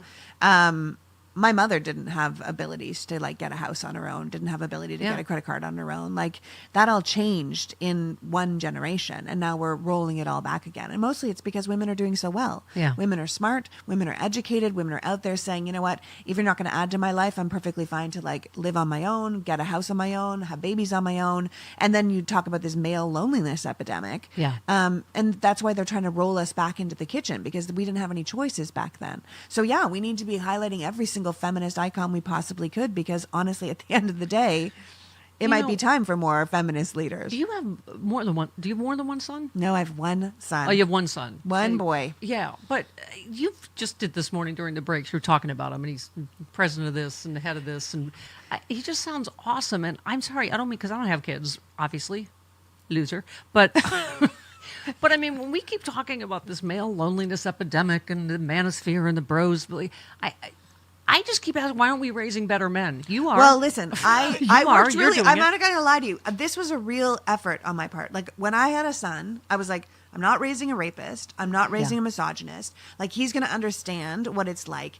And I have to tell you, it's going to be men who help other men. They're not going to change because we ask them to. They're going to change because other men ask them to. And my son has been doing that since he was young. You know, we were just talking recently about him saying that one of his friends said in 8th grade, he was like, yeah, she's a 10 with a bag over her head. And my son was like, nah, bro, gross. And he was like, oh, stop being such a feminist, Lachlan. And he was like, you guys aren't feminists? You don't believe women should have equal rights? And they were all like, well, no, we think that they should. But it's like, it's going to be men calling other men out that change things. It's not going to be us. They're not listening to us. And your son must have put up with a lot of, dude, your mom's hot, and then saying something else gross that he has to. Yeah, I think there's one kid that thinks I'm hot. Other than that, I do not think that is a real problem for Lachlan. But I love the fact... Dude, your mom's like Stifler's mom. Got it going on. Yeah, no, honestly, I think it is so important that we raise our boys to not just be feminists, not just believe in women's rights, not just to be non-rapists, right? But to really see us as people, because we do add so much to the world. Can I just say you're the embodiment of that, because though they, his friends, I'm sure, go, oh my God, she's so hot, but you model being really smart and really, It's incredibly important. I just think it's incredibly important if you are an adult man right now, if you are a young man right now, it's your friends. When you hear this kind of quote unquote locker room talk, when you hear the rape joke, when you hear the thing that says like, well, Kamala's not qualified, when she was literally in every single aspect of government, you know what I mean? And been elected to every office. It's you that has to say to your friends, like, why do you think that? Yeah. Like, you're the one that needs to push back. Can I say you do the best impression of a teenage boy I've ever heard? Well, I do live with one. Yeah. Yeah. Do your who is when he yells unimpressed mom. with me. He's unimpressed with me most of the time these days. That's the problem with 17. There's apparently a lot of yelling mom. Yeah. Mom, mom, mom, mom. And like, you're like, what's happening with your room? Why do you have no floor? Oh, mom, come on, go get to it. Like, literally, I don't know how that kid does it. I like genuinely don't. I'll fold everything, put it on his bed, and then all the folded stuff has been moved from the bed to the floor because he has to get in the bed. I'm like, bro, all you had to do was put it in the drawer. Mom, I'll get to it. And he's brilliant. He's a brilliant, wonderful kid. But, I'm his mother. So I'm annoying. Oh, you are a delight. I don't care what he says. I know, he's like, delight. is she though? Yes. 48 minutes after the hour, this portion of the show. Can I just say, you and Gavin Newsom on social media are giving me life this week. You said, I will say this with my full chest, Kim Davis is an insufferable. Thank you for coming to my TED Talk. She I mean, is. the last thing I need is Little House on the Prairie bigot telling me about the sanctity of marriage. I just am married 4 times. Get out of here. Miss me with that. I'm so tired of her. Chris and I got into a whole who's on first because we were like, there's 4 husbands, but But number 2 2 is 4. but, Right. But But 3 number is 2 the is 4. baby She got daddy. pregnant with number 4 while she was married to So number, number 2. 3 and she's or got- yeah. yeah. Yes, family values and all, y'all. Speaking of that, Dr. James Dobson is dead. Dr. James Dobson has left us. Oh well. Kim Davis family tree ain't got no branches. Nope. But on the serious side, I don't know if you saw that Hillary Clinton said, I would urge gay people in a committed relationship to get married. 100%. She thinks there's a good chance Obergefell will fall, and it's just... If for some reason you don't follow Under the Desk News on Instagram, I'm urging you to go follow their account. They have a reel that has the 10 documents that you need to make sure that are in place if marriage falls in your state. And that's the thing. We can still protect ourselves and our family and all of those things, but it may take a little bit more work. But do it, because they said Thomas overturned Roe v. Wade because he said it wasn't in precedent long enough. The law was too young. Yeah. And so Obergefell is even younger than that. So please just go protect your families. Yeah. I've made a prediction. The day either Anna Ortiz and or Gal Gadot agree to marry me, that's when gay marriage will fall, and it won't be an option for me, because that's just how my life That's rolls. exactly it. Yeah. They're gonna time that. Yeah, I'm having Be a like, bad. I'm having a bad. If it was possible, but sorry. Sorry, Steph. I'm having a bad life. Yes. Okay. Okay. Dana also says some fragile men are big mad about male cheerleaders. If there's one super hot male cheerleader amongst a sea of super hot female cheerleaders, and your focus for any reason is on the one male, that probably says more about your sexual orientation than his. Just There's saying. that. They find. I mean, you've got Sorbo going, oh, there's male cheerleader. Dude, are you taking the picture into the bathroom with you? Why are you so focused on this male cheerleader? I mean, come on. And just want to remind everyone, George W. Bush, male cheerleader. Thank male you. cheerleader. Yep. Robin Williams, male cheerleader.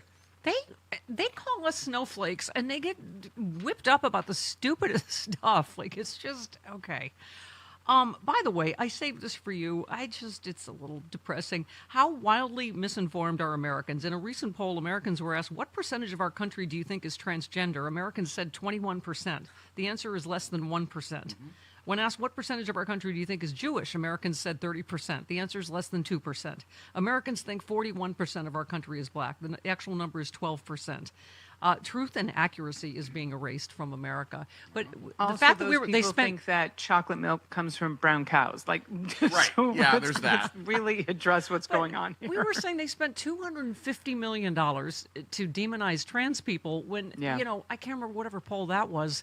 What huge percent of Americans have never met a trans person. So they spent all this money to get you to hate someone you probably will never even meet in your life, Yeah. right? And because of who you are, they're not going to feel safe to introduce themselves anyway. So you are missing out on an incredible human being. I can tell you that. And give me 13. JD Vance, they're still doing it with the trans issue because they're so desperate and panicked about these elections, Dana. They're like, let's go back to that trough. That seemed to work Yep. a little bit. And, The Democrats really can't help themselves. If you look at the transgender issue, they're still talking about letting men play in women's sports. If you look at the crime issue, they're calling Donald Trump a fascist for taking action that in 9 days has dropped armed robberies by 55%. So That's part not of true. sounding less crazy is being less crazy. Who is